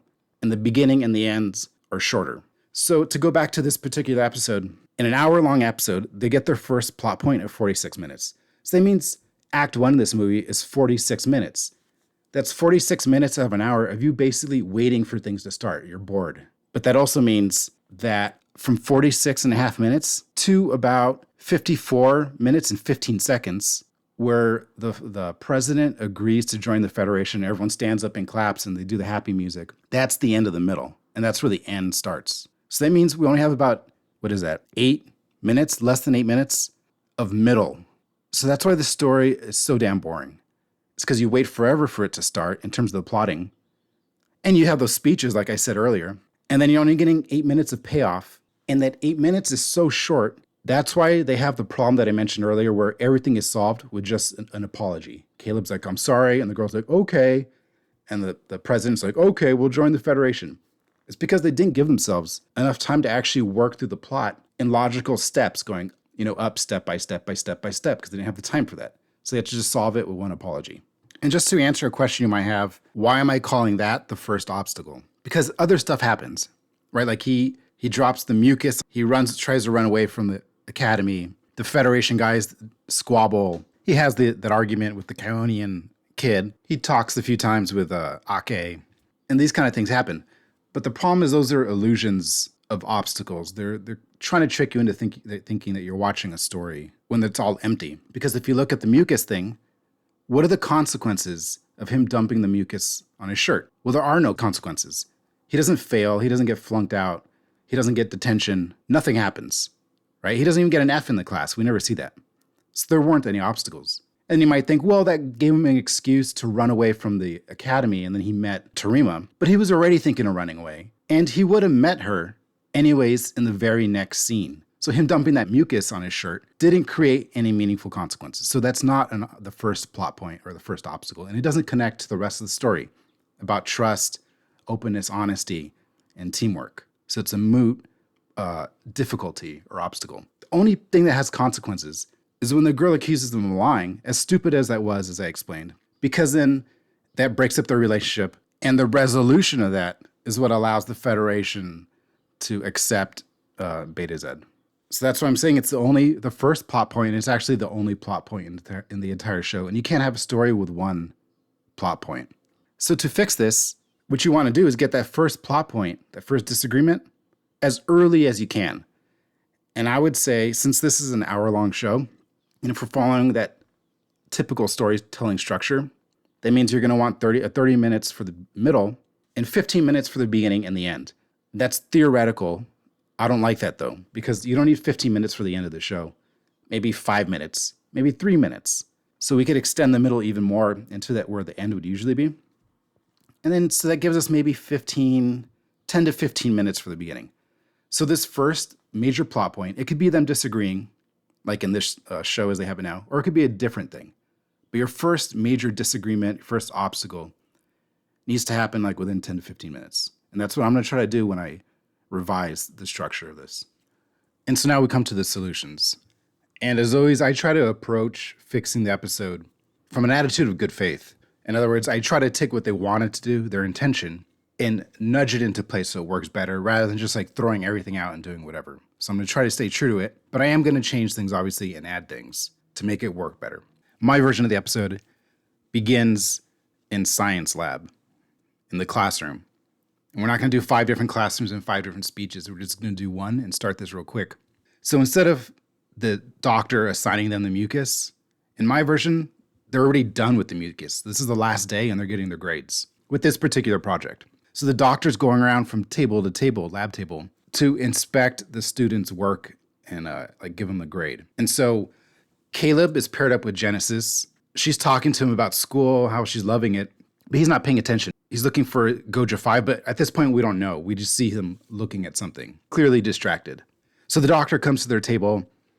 He looks at the mucus, the project. He like scans it and he's observing it. And you can see on his face something's wrong. They messed up. They did it bad. And so he's asking them, did you do this? Did you do this? Did you do this? Because the project was based on, they were supposed to raise this mucus together, like on alternate days or something for a week. Kind of like the way they used to have kids in real life. They'd have kids like take care of a fake baby, like a doll. You'd have to carry it around for a week or a month or whatever. I never did that, but I know they used to do that. So that's kind of what this project was. And so he's asking, and Genesis is like, yeah, we did this. I did this. And then he asks something, and you can see on Genesis' face, she knows Caleb screwed up. But she's quiet. She doesn't rat him out. So it makes her a little more likable. The doctor sees that Caleb made the mistake. So he asks Caleb, did you do this? Maybe feed it or whatever on a certain day. And at first, Caleb doesn't respond. And then he admits, yeah, he didn't do it because he thought that Genesis had done it or something like that. But you could tell he doesn't really care. He's not into the school. He's not into the project. And he's distracted by looking for his mom. So at this point, the doctor would give like a little lecture about the importance of teamwork and cooperation. He would say this project wasn't just about science. It was about training them to work together as future officers. So he's talking to the whole school the whole classroom about this. And at this point, Caleb is back on his tablet doing a search. And Genesis would be like, at first she's upset, like that he's screwed up. The doctor would fail them. He'd give him an F on this project. And so Genesis has had like nothing but good grades. She's a straight A student so far. And so this is the worst grade she's ever had. So she's disappointed. And the doctor tells Caleb, at this rate, you're in danger of flunking out. You don't do any of your homework. You don't pay attention. You're late. You're going to be kicked out of the academy soon. So now there are actual consequences coming in. And you're getting an idea for Caleb's mindset, how he doesn't like school. So when the doctor's giving the speech, Genesis would be like, how'd you screw up, whatever. But then she notices that he's distracted on the computer. And so she asks, what are you looking for? And so Caleb would explain that he's looking for his mom, Goja 5, but he can't find it in the computer. So she feels bad, and she realizes that, he's been worried about his mom's serious stuff. And that's why he didn't pay attention to the project. So she's like, oh, I'm sorry. I guess you're having a hard time adjusting to school. And he would say like, well, you seem to be liking it a lot. So they're having a really quick conversation. And she would tell him that she does like it. In fact, she volunteered to give a tour to a delegation of betazoids that are coming on board after this class. And so Caleb has a realization, and he asks, do you think that Goja 5 would be on their database? She says she doesn't know. And so he asks her as a favor, let me give the tour and I'll owe you big. And she says, why? And he says, because I'm going to hack into their computer and find Goja 5. So right there, this is maybe 2 or 3 minutes into the story. And you've already done a lot of work. You did the classroom thing, the speech thing. You got a little bit about Genesis' personality. She's cool. She doesn't rat him out, and she's willing to help him. You have the thing about him being distracted about his mom trying to fight in Goja 5. And you already have the betazoids. And you have the inciting incident where he discovers that the betazoids are coming. They might have the information, and so he's going to hack it. He's going to steal it. And he's being proactive now. So right there you have the story in just like 3 minutes. Now, the plot of the storyline isn't going to be about him getting the database, because I'm going to have a little surprise in a second here that changes the story completely. But at least it's off. The story's off, and you have the momentum. In the next scene, I would have Caleb meet Ake in the transporter room, and she would quickly debrief him. She's surprised that he's there. She's like, what? I thought Genesis was going to do it. And he tells her, no, I filled in because, I think I need to be more active in school. I need to take this seriously. So he's lying about that. But she likes to see that. She's happy that he's doing that. So she tells him, okay, fine, but listen, this is a really big deal. The betazoids left us 100 years ago. Their planet is going nova or something. Something's a disaster, so they need the Federation's help.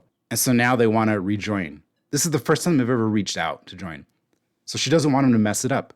And she tells him the betazoids, they haven't seen anything in 100 years. They might seem weird or backwards or archaic. Just don't point it out. Don't make things awkward. Just let me handle things. All you're going to do is just show them around. That's it. Once I greet them, and you could take them. So he's like, okay, yeah, don't worry. It'll be cool. So right there, we kind of you have a feeling that the betazoids might be a little weird. You don't know what to expect. You're like, well, okay, what are these guys going to be like? And then they beam on board. And I'd want the first image of them to be kind of scary, kind of intimidating. They'd be in all black. They look really militaristic, really severe. They're kind of like East Germans or North Koreans or something like that. And there's a figure there, which immediately gets your attention. And this figure would have a full mask, like a full head mask. You can't see their face. Or maybe it wouldn't be a hard mask. Maybe it would be a veil or something, but it's completely covered. And maybe even they're wearing like robes and a hood or something. So you can't see this figure. They're mysterious. Of course, this turns out to be Terima, but you don't know it at the time. I'd want her to be really visually striking with that mask. I want it to be kind of militaristic, kind of imposing and intimidating, kind of blank, almost like a sort of like a Kylo Ren type thing, but with a little dash of like that kind of the elven look from the Lord of the Rings movies. So you have that kind of like mystical touch, ethereal. I think that kind of captures her feeling, at least at the start. And so in addition to her, there's Sadal, the president, of course. There's her brother. He's the one that's going to get the tour. They haven't mentioned that he has a sister, so you don't know anything about Terima. She's just a figure there in the background. And the brother is the reason the betazoids are there. They're not there to negotiate, because remember I said that was kind of silly. It didn't really make sense for them to go to a school to do that in front of everybody. Instead, they're doing the negotiations elsewhere, but they've taken the trip to the academy because the son of the president would like to become part of the academy if they join. So he's there for just like a school tour for like a day or two. Now there's a second visual surprise. The first was the masked figure. The second is that the president has a lot of armed guards. And by a lot, I don't know what the number would be, maybe 4, maybe 6, maybe 8. These guards would have their weapons out, like phasers, phase rifles, whatever, up and ready to fire. So this would be visually striking, like, wow, what the hell is going on here? Because you don't usually see that. And they almost seem aggressive. They seem like enemies. So, of course, Ake would be taken aback. She'd introduce herself diplomatically, of course. And then she would tell them, she assures them that, they could handle security on this trip. They handle diplomats all the time. They have full security. They'll handle it. She has to ask them to put their weapons away. So there will be a guy that steps forward, and he's the head of security. So there's the president, and the president has his head of security who's in charge of that group. And this head of security would insist that they cannot give up the weapons. They need it for security. But they'll come to a little agreement that they'll keep the weapons holstered, but they're not going to give them up. They're going to keep them in their possession. And so for now, Ake is okay with that provisionally. She's uncomfortable, but she's okay with that. And she's willing just to keep going, just to keep the tour going on track and to have the Betazoids hopefully join the Federation. So she's working with them there. The security chief would also ask for or demand the full ship manifest. He wants to know everybody on board. And of course, Ake's uncomfortable with this, but she says, certainly we're an open society. I'll give that to you. So it's annoying, but she's going along with it still. Then the security guard would insist that they hurry up the tour as quickly as possible because they want to do this. They want to finish. They want to go back to their room for security reasons. They don't want to be out in public any longer than necessary. So you're already getting the feeling that these guys are abrasive. They're paranoid. They're militant. So this is going to be a difficult mission. Ake would say, well, certainly, here's Caleb. He's going to show you around. And the president would speak up and say, no, I don't want a kid showing me around. I want you to show me around. You're the chancellor. You're the captain. You show me. So he's insisting on that. So she, of course, agrees. She's on her back foot here. This is all unexpected, but she's being diplomatic. It's no big deal. She's going to do it. And then the president would tell the masked figure, of course, Tarima, but we don't know that. He's treating her like a servant, and he tells her to take his bags, and to go to the room and scan it for security reasons, to make sure there's no bomb, there's no, hidden whatever bugs. And so Ake has Caleb help Tarima with the bags and to show her where the room is. But here's the thing. The president tells Tarima that once she drops off the bag, she's to wait in the room for him. She's to wait there. He doesn't want her going out for any reason. She's supposed to stay. And he's very insistent on this. And because she's wearing that mask and she's not like moving or anything, she's just like looking at him, you can't see how she's reacting. You don't know if she agrees, if she's angry, if she's going to disobey, because her face is literally a mask with that mask on. So it's kind of mysterious. And then she would just, after like a few seconds of staring at him, she would turn and go, and Caleb would go with her. So now these two groups are going to go in separate directions. You have Tarima and Caleb, and then you have the whole diplomatic retinue. The overall impression so far of the Betazoids is that something is clearly up. They're obsessed with security. And so I want that to be kind of a little bit of an intrigue that keeps the audience going and wondering, what the hell's going on with these guys. There's one last big twist. This is the big twist for the whole episode. Ake, after all this stuff with the security, all this paranoia and stuff like that, Ake would say, I noticed that you take your security very seriously, but I assure you, we take your security as seriously as you yourself do. We have a full security team here at all times. We can take care of things. I assure you, you will be absolutely safe. And the president or maybe the security chief would say, no, I'm sorry, you don't understand. We have credible reasons to believe that someone will attempt to assassinate the president on the ship during this trip. And maybe they just recently got it. So that's why they didn't cancel the trip. They're already on Earth. They got the information. And they think they're going to attempt the assassination in the Academy because that's like the easiest target. There's less security than in like the Federation headquarters or whatever. She would ask who is trying to kill him or what. And the president or the chief of security would say, they can't tell them. It's a matter of internal security. It's a secret. So that's right there. We're maybe 5 minutes into the show now. And that's that Star Trek moment where you have that big plot twist that comes at the very start that kind of sets everything off. And we're going to have several of them. I guess the first one was when Caleb says he's going to steal the information. Now we have this one. There's going to be a third one in just a second. But we're getting a lot of good points in there to set the story up and create interest and intrigue. And with the assassination plot that I've added, I mean, obviously I added that out of nothing. That was my invention here. The reason I did it, though, is because it adds that physical action element to the show that the show right now completely lacks. It's just nothing happens. It's boring. Now you're going to have a lot of stuff happening. There's physical action, and this assassination plot, as you'll see, is going to connect all the themes about trust. It's going to use the Betazoids and the Betazoid powers. It connects Tarima and Caleb and Ake and helps the Federation come together. So I'll show you how this all works around this assassination plot. The next scene is Caleb and Tarima walking through the hallway with the bags. He's taking her to her room. And when she's walking, she's like completely amazed by everything, like the alien species, all the students walking around, the hubbub and so on. You could tell she's out of her element. She's kind of stiff. And she, of course, she's wearing that mask still and maybe robes or whatever. And he's trying to talk to her, do small talk, but she's distant. She doesn't really talk much. While they're walking, you can see that he looks down at her computer. She's holding like a computer, a tablet, communicator or something. So you know right there, that's what he wants to get his hands on, to hack and get the information. So that's his goal. They get to the room. He's putting bags away and stuff like that. And she puts the computer, tablet, whatever, on like the table, the bed, something. And he looks at it and he's going to grab it. But she turns around or she comes back into the room from the other room or something like that. So he's not able to get it. So he's trying to buy time until he has a chance. So he's talking to her and he says, like, is it true you never been outside? Is this your first time outside your planet? He says, yeah. He says, so you don't know, all these aliens and all this stuff. He says, that must be weird. She guesses, but she's excited about joining. She hopes they do because she's always wanted to get out and see things.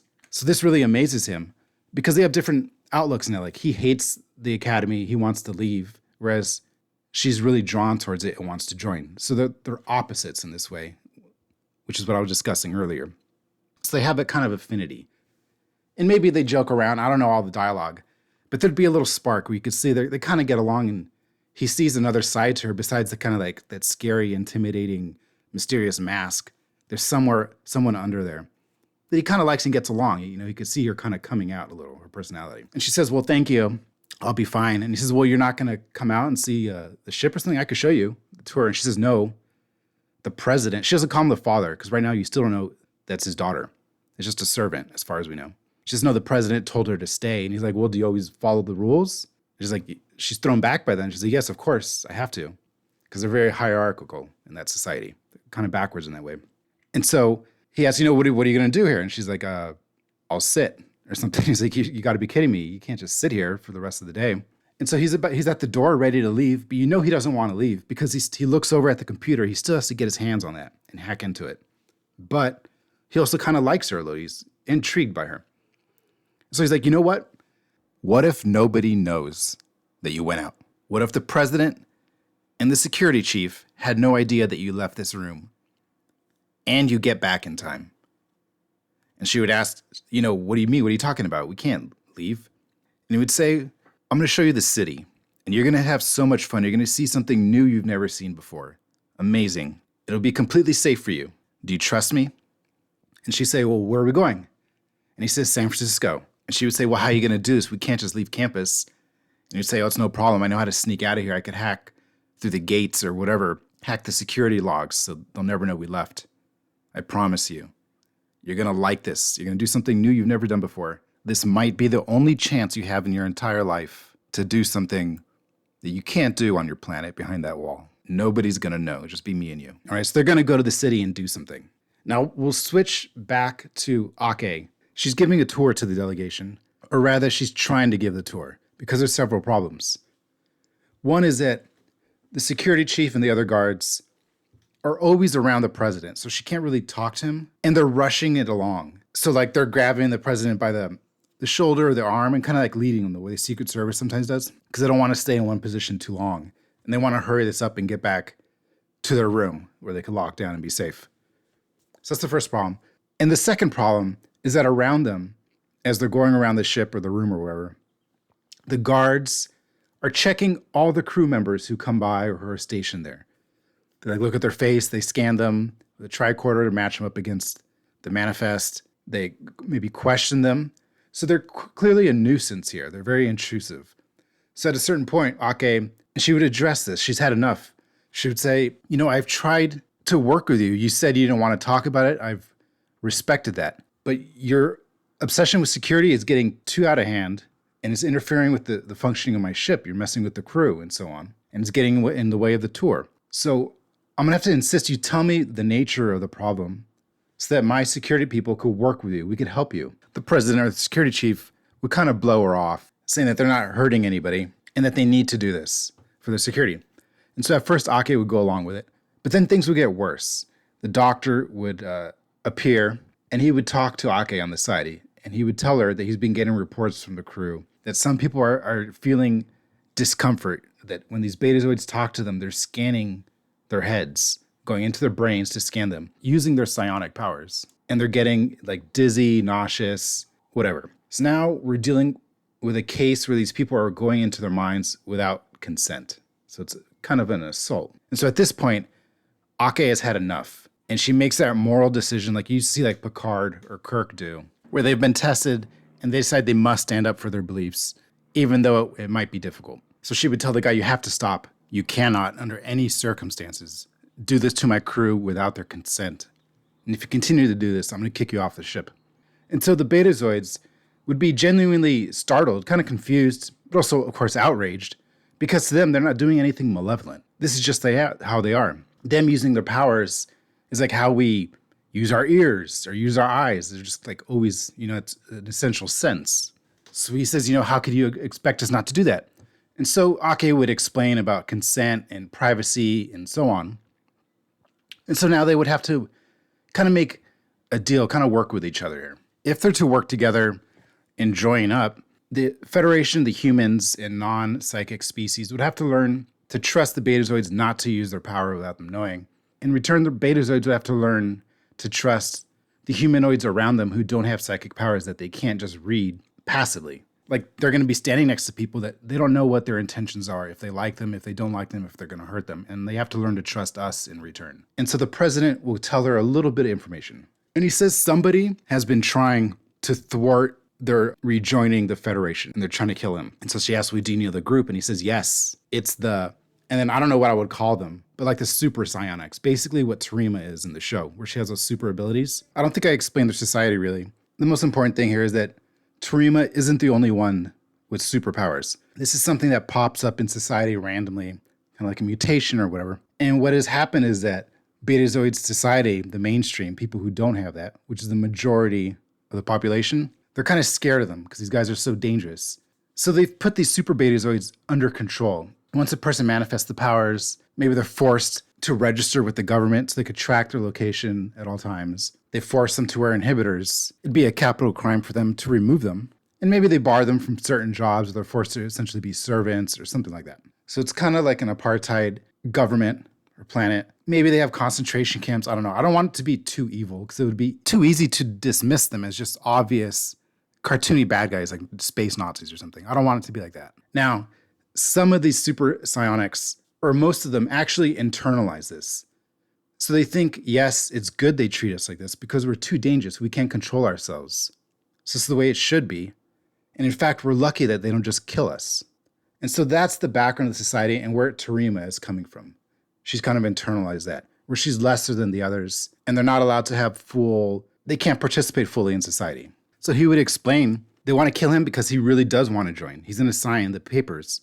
But there's one condition that they don't like. So Ake is like, oh yeah, what's the condition? And he says, those super psionics cannot have full Federation membership or citizenship. They have to remain non-citizens. And so that's like the third big moment. Because now you have a planet that wants to join the Federation, but their condition goes against the whole charter, against the ideals of the Federation.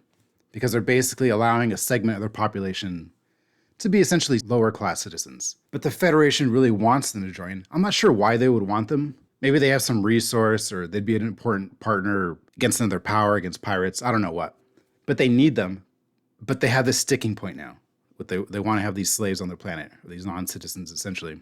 And so it's a shock to Ake. And he would say, these super psionics are so dangerous that we can't let them be full citizens. We have to control them.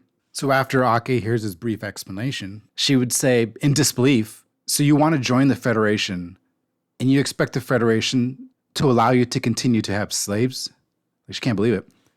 And the guys say, no, of course not. These aren't slaves. We're not barbarians. We're not doing this out of pleasure or hatred. We're doing it for the good of all of society and for them themselves because they're so powerful. And they have different powers, or rather degrees of power, like strength of mental power. Each individual is different.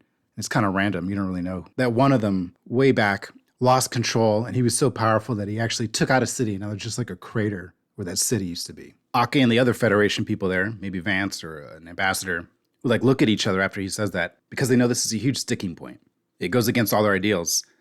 So she would tell them that while they appreciate their needs, their need for security, and they really want them to join, the Federation could never agree to that because it would go against everything they stand for.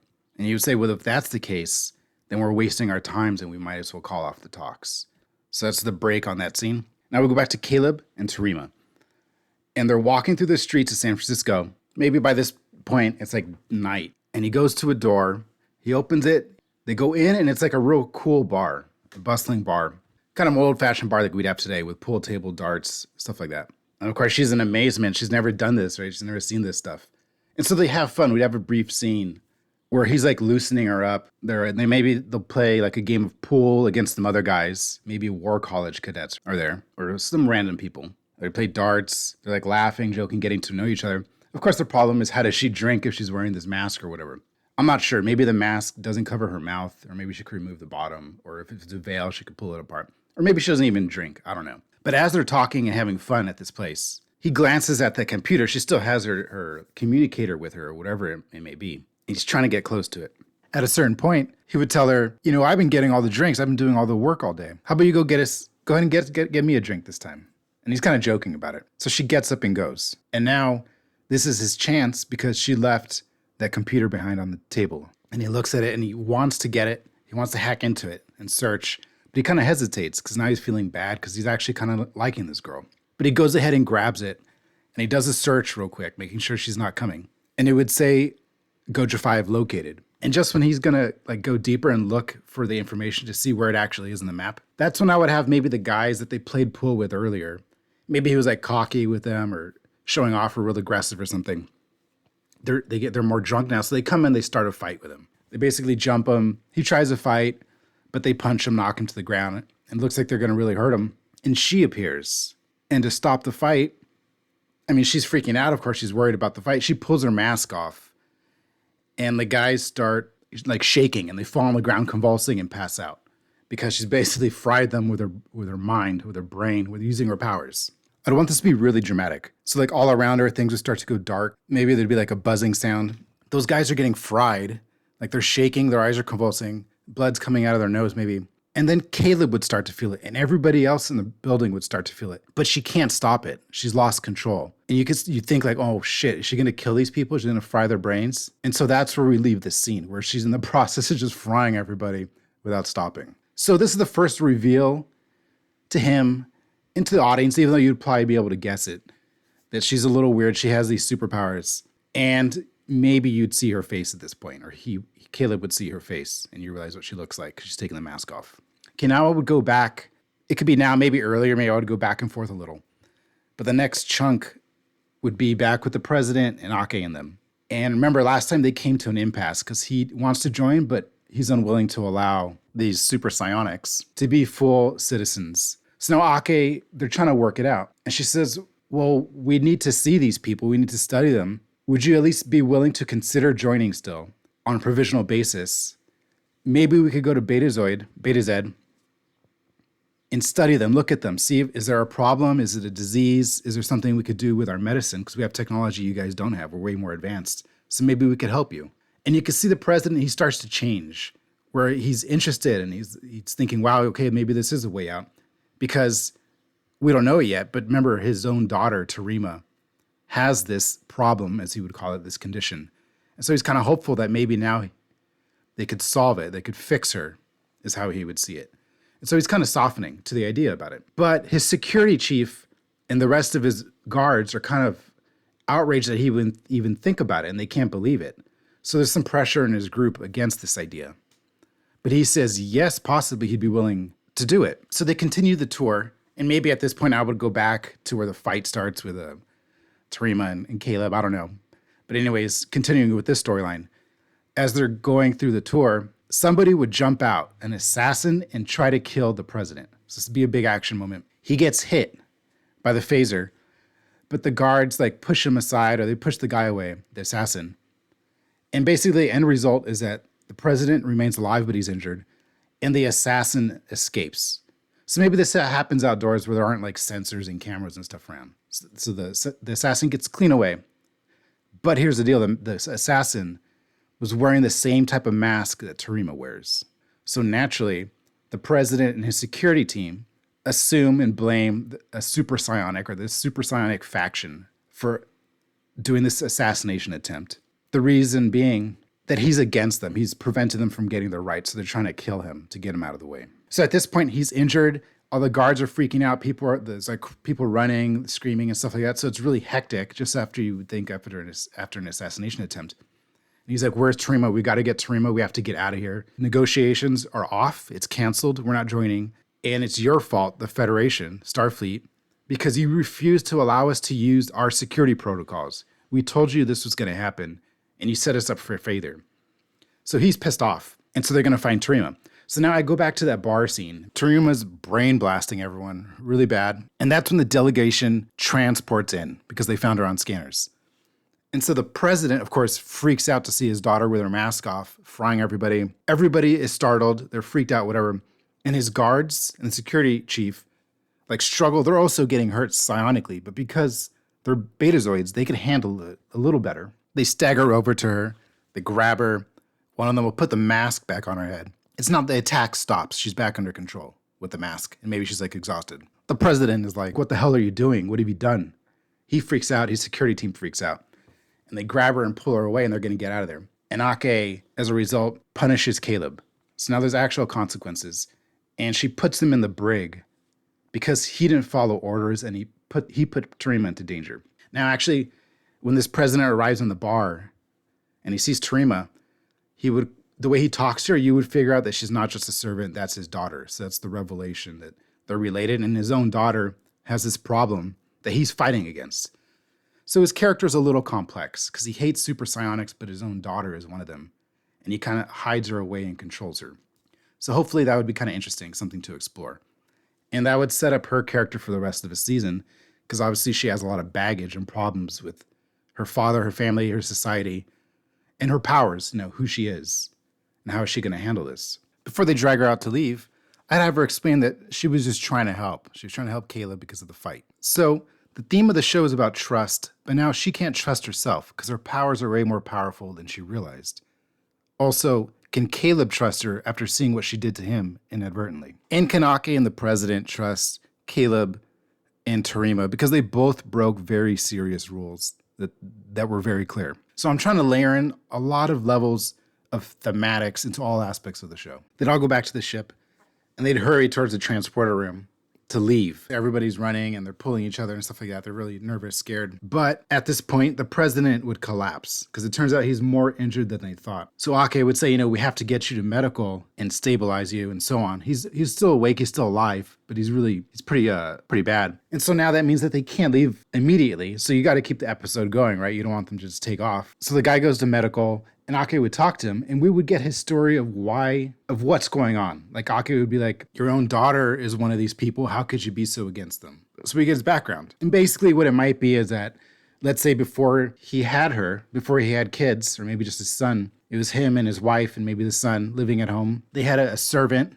or a maid and they discovered that the maid had these powers. But back then he didn't hate these people. He wasn't bigoted or scared of them so much. He was more for them, for human rights and so on like that. He was liberal in his country, in his government. So he didn't turn her in and he didn't fire her. They kept her a secret and let her continue working there. Kind of like Anne Frank type of thing where he kept her in the house and protect her. But then when the wife was pregnant with the daughter, something would go wrong. Maybe they had a fight with the maid or they catch her stealing or something or other.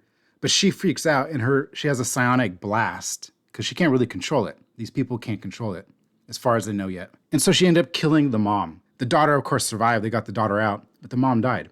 And so that's why the guy, he turned to hating these types of people and thinking they need to be controlled because he blames them for the death of his wife. Now, at first, he didn't realize his daughter was one of them. But later on, maybe a few years ago in story, she was a teenager or something like that. These powers manifested. They came out during puberty or whatever. And so he didn't know what to do, but he decided he can't admit that there's one of them in his own family because it might ruin his career, his political career. He can't turn against her because that goes against his political party.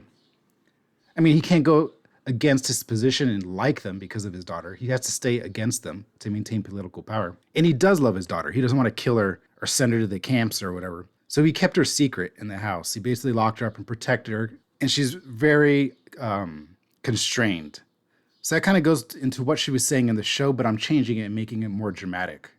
I'm amping it up a little bit So she's like locked in the house. Nobody can know that she exists. He says she's just a servant when people do see her. And basically, he has her always in the mask to control her powers. So people could see her, they think she's just a servant, but they don't know that's his daughter, and they don't know he has a daughter. So that's his background, what he would tell Ake in the medical bay. And so Ake would be like, okay, she'd be like, wow, I understand. That must be difficult, but we need to help you. We could still help you. You don't need to leave. You don't need to break the negotiations. Maybe we could do something and figure out a way of integrating these people into your society safely while still respecting their human rights and allowing them to be full Federation citizens. Maybe we could have the doctor examine Tarima, see her brain, see what's going on, and just get more information. So he's kind of willing to go that way. Now, meanwhile, his security chief would be going crazy. He basically wants to look across the whole ship for whoever this assassin was, and all over campus. He wants to tear everything apart. And it's getting in the way of the crew, making people uncomfortable. And he's pushing for more and more access. He wants his weapons. He wants to psionically scan everybody. So it's getting intrusive to where these powers are threatening the ship and the Starfleet's sense of decorum, the rules, and a sense of human rights that he can't just go and invade people's minds like that, but he wants to do it. He's pushing for it. And so right here, this is the base of the story, the heart of the story. Now, I still have an idea of what happens from here. I don't have it in as much detail because I wanted to set it up. And this would take us to this point. We're maybe halfway through the story now. So it's mostly here. We have all the elements of the themes. We have the characters here, the problems. I try to build them up a little more with action, with intrigue. Hopefully it works better. So what happens from here? Well, I will have the security chief amping up things, making more and more tension between the crew and the Betazoid delegation. I would have Ake and her Starfleet people eventually they come to the conclusion that nobody on board did it. There wasn't anybody secretly working against him. There was no secret agent. Nobody's been brainwashed to do this, they don't think. But they think it might be one of the president's own security guards who did it. Because the problem is the security chief isn't letting them search their own rooms because they have like diplomatic immunity. Like in real life, an embassy is considered the land of that country. Like the American embassy in Mexico is American territory and American laws apply to it, even though it's in the middle of Mexico. So he says that's basically true for their quarters on the ship. So he's not letting people go in there. And of course, Ake thinks that's mysterious because that's the only part of the ship that they haven't searched through. So what she could do is tell Tarima or Genesis to help Caleb hack out of the brig. She's purposely going to let him get out so he could hack into the rooms and discover what's going on. Because he has these supposed hacking abilities that they made a big deal about. We might as well use them. So he's the one who could solve the problem, working with Tarima and maybe Genesis. And so that's what he would do. Somebody would come to the brig. He would tell them how to hack through the computer to drop the shields that keep them in. They would go out. They would go into the rooms. And eventually they would discover like the weapon or the mask. And of course it would belong to like the security chief or somebody like that. Because what Caleb would realize is that assassin, that attempted assassin wearing the mask, if they were a super psionic, they wouldn't have needed to use a gun. Because all they could have done is remove their mask without being seen, like around the corner or something like that, behind a tree, and just blast the president and melt his brain. So the fact that they used the gun and hid their face meant they're probably not a super psionic. They're probably a regular Betazoid or a human who's been turned, maybe, who knows. And then they look in the rooms, they find the weapon, they find the mask, and it's one of his own delegation who did it to sabotage negotiations. Because they hate these people, the super psionics, and want to keep them separate in society. And because the president was showing a willingness to let the Federation help them study the super psionics to maybe integrate them into society, this group, this faction, had to put an end to the negotiations.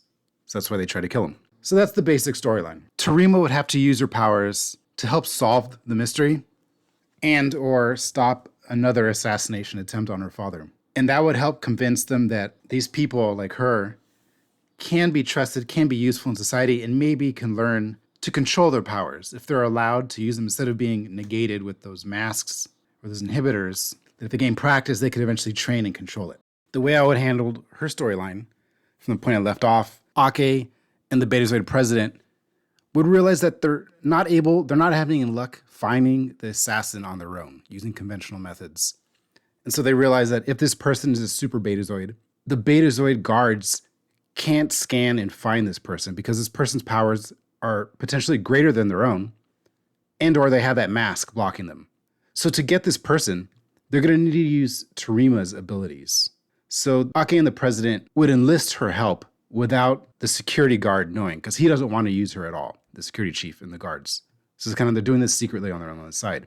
And so the doctor would work with her, would study her to ascertain her abilities, see if they could train her a little bit to be able to help solve the mystery of who this person is and prevent another attack. And it would be safe because obviously he's not a person, he's just a hologram. But at a certain point, they realize they need her to work with an actual person to explore this. And so that's where Caleb would come in with her, because he's the only person on the entire ship, other than her father, whom she trusts and who she has any sort of affinity with that she could work with. She couldn't work with her father because he's obviously badly injured. And she can't work with the guards or the security chief because right now they don't really trust them. They think they might be in on it.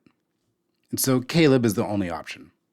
Now, as a result of this training, the interesting thing is when she goes into his mind, she would also discover that the reason he invited her out to that bar and he was friends with her at the start was to use her and manipulate her for that information. So of course, this really hurts their relationship. That would crumble her trust in him, and this would break things between them.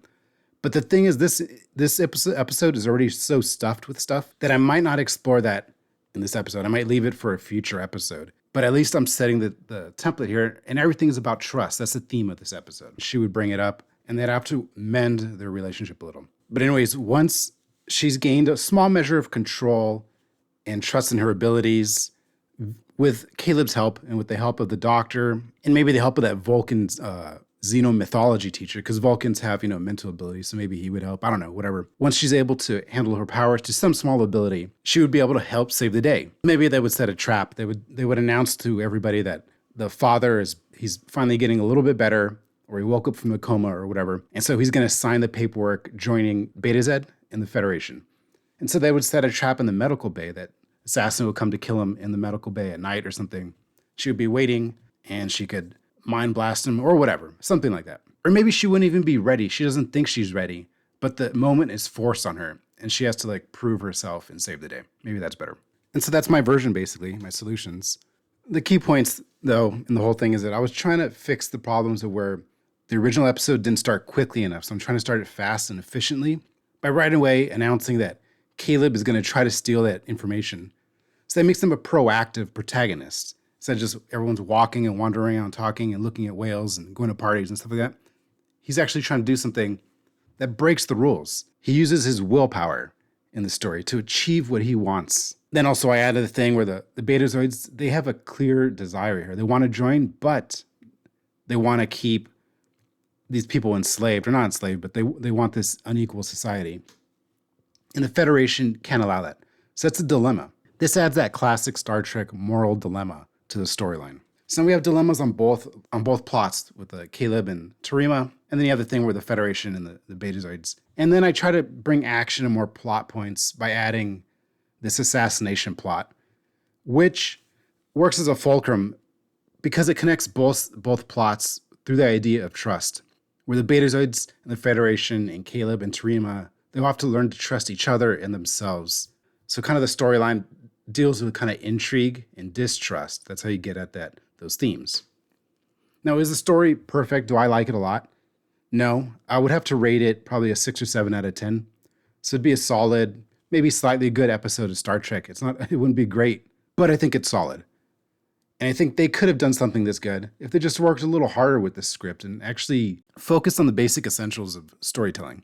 Now, the last thing I forgot to say, and maybe one of the most important things of this episode, is I try to introduce Tarima in a way that's striking and memorable. It really gives you a solid image and a feel for her and for the future of her storyline. And so I think it was fairly successful at that. I was a little more vague in the second half of the story because I didn't map it all out. So you'd have to get her personality really in there. I didn't focus on that. But at least you have the visuals, you have her powers, you see her using her powers, you could sense the danger, you could sense her lack of confidence in herself. You can sense how she struggles within her society, how she wants to escape her society. And now she's going to have to find a way to fit in the Starfleet. Because, of course, I didn't mention it, but she and her brother joined the Starfleet at the end of the episode. So she's going to have to work with all this going forward. And figure out her relationship with Caleb, because now she knows he was manipulating her from the start. So that's a bad start, but we'll see how that goes. And we'll see how the rest of the show goes. I hope it gets better.